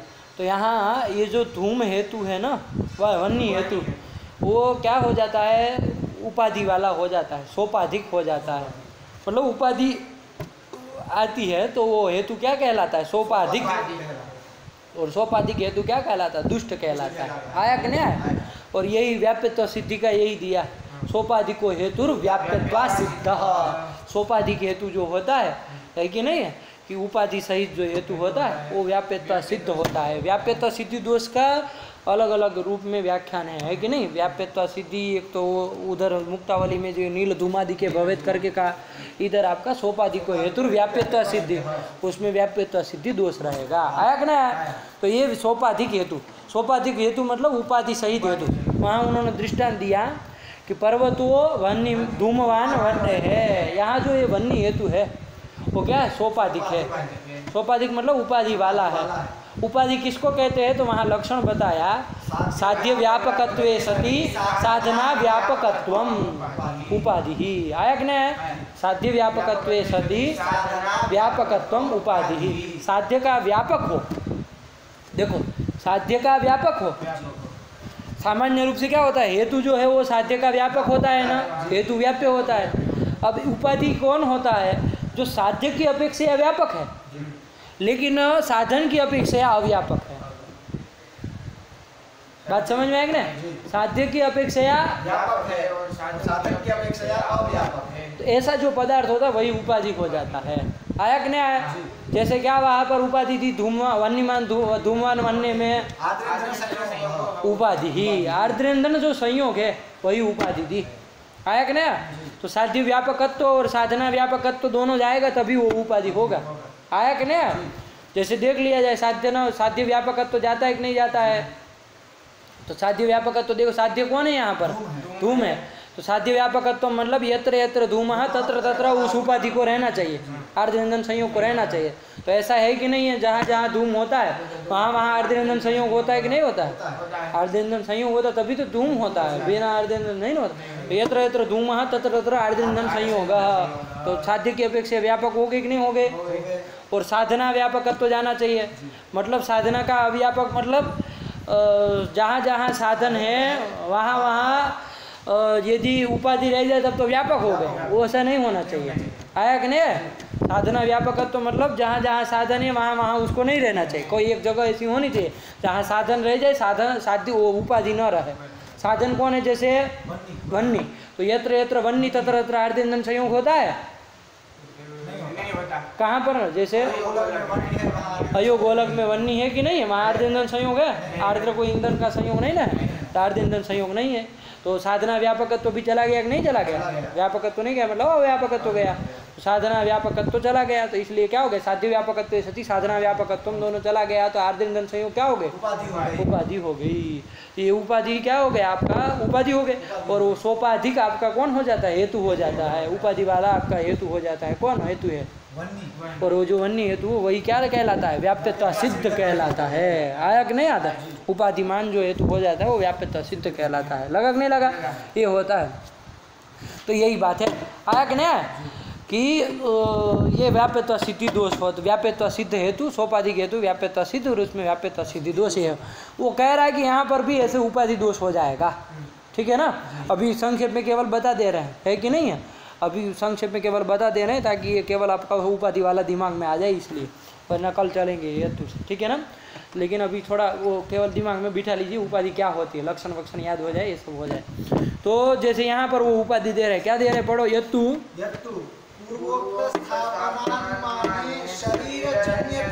उपाधि ही। आया कि नहीं? पूर्वोक्त स्थापनानुमाने शरीर जन्यत्व उपाधि ही। शरीर जन्यत्व उपाधि होगी। पूर्वोक्त स्थापनानुमान जो है क्या है? घटवत। यहाँ पर शरीर जन्यत्व उपाधि है। आया कि नहीं आया? क्यों? कैसे? देखो क्या होना चाहिए उपाधि होने के लिए? शरीर जन्यत्व को साध्य व्यापकत्व सती साधना व्यापकत्व। साध्य का व्यापक होना चाहिए और साधन का अव्यापक होना चाहिए, है कि नहीं? साध्य कौन है यहाँ पर? कृतिजन्यत्वम, चाहे कर्तृजन्यत्वम, कोई दिक्कत नहीं। तो यत्र यत्र कृतिजन्यत्वम कहाँ पर? घटे घटे एक शित्यंकुरादिक जो है वहाँ अभी संदेह है, ध्यान रखना। वो अभी पक्ष बनाया है क्षिति अंकुर को, उसको पक्ष बनाया है ना, उसमें तो हमको शरीर वो कर्तृजन्यत्व चाहे कृतिजन्यत्व हमको सिद्ध करना है, अभी उसका संदेह है ना, सिद्ध नहीं ना है वो, तो वहाँ नहीं ना कह सकते। तो शरीरजन्यत्वम यत्र यत्र कुत्र, शरीरजन्यत्वम नहीं, कर्तृजन्यत्वम चाहे कृतिजन्यत्वम यत्र यत्र कुत्र, दृष्टांत में तो साध्य निश्चय है कि नहीं है? निश्चित साध्यवान जो होता है वही दृष्टांत होता है, सपक्ष होता है, आया कि नहीं आया? तो वैसा कौन हुआ? यत्र यत्र कर्तृजन्यत्वम कहाँ पर, कृतिजन्यत्वम कहाँ पर? वहाँ शरीरजन्यत्व है कि नहीं है? हाँ शरीरजन्यत्व है ना, शरीर से जन्य है ना, कुलाल शरीर से जन्य है वो, तो शरीर जन्य तो वहाँ रह गया कि नहीं रह गया? तो साध्य व्यापकत्व गया कि नहीं गया? साधना व्यापकत्व ले जाना है। साधन क्या है आपका? प्रागभाव प्रतियोगित्व। प्रागभाव प्रतियोगित्व आपका इधर प्रागभाव अब इसका व्यापक नहीं होना चाहिए, अव्यापक होना चाहिए, है कि नहीं है? मतलब यत्र यत्र प्रागभाव प्रतियोगित्व तत्र तत्र शरीरजन्यत्व को होना चाहिए, नहीं होना चाहिए। तो देखो प्रागभाव प्रतियोगित्व यत्र यत्र कहाँ पर? कार्यों में, क्षिति अंकुर में है कि नहीं है? हेतु का तो निश्चय होता है ना जी, हेतु का तो निश्चय, तो साध्य संदेह है उसमें क्षिति अंकुर में, है कि नहीं? इसलिए उसमें दृष्टांतर भावेन गए, लेकिन हेतु का तो निश्चय होता है ना, तभी तो वहाँ पर कार्यत्व है, इसलिए कृतिजन्यत्व सिद्ध करेंगे। पर्वत में धूम का तो निश्चय होता है ना, तभी तो आप अन्य की सिद्धि करते हैं, आया कि नहीं आया? तो हेतु तो निश्चित होता, तो वहाँ पर यत्र यत्र हेतु कौन? प्रागभाव प्रतियोगित्व कहाँ? क्षिति अंकुर आदि में, वहाँ शरीरजन्यत्व है? नहीं है। तो साध्य का साधन का व्यापक नहीं ना हुआ, साधना व्यापकत्व तो चला गया। तो साध्य व्यापकत्व सती साधना व्यापकत्व किस में चला गया? ये शरीरजन्यत्व उपाधि हो गई, और ऐसा सोपाधिक हेतु क्या हो जाएगा? ये क्या हो जाएगा? सोपाधिक हो जाएगा, व्याप्यता सिद्ध हो जाएगा, व्याप्यता सिद्धि दोष होगा। यही वो हेतु से उठा रहे, पढ़ो।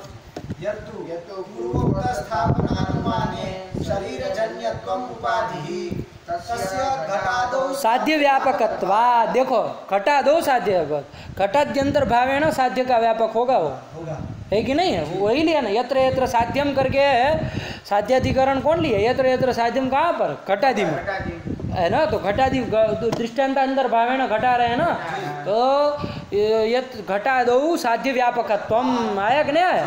वहाँ शरीरजन्यत्व है। और अंकुरादो साधना व्यापकत्वाच, अंकुरांतर भावेण पक्षांतर भावेण साधना व्यापकत्व घटाया है वो आदमी, है कि नहीं है? पक्षांतर भावेण अंकुराद्यंतर भावेण वो क्या किया? साधना व्यापकत्व घटाया।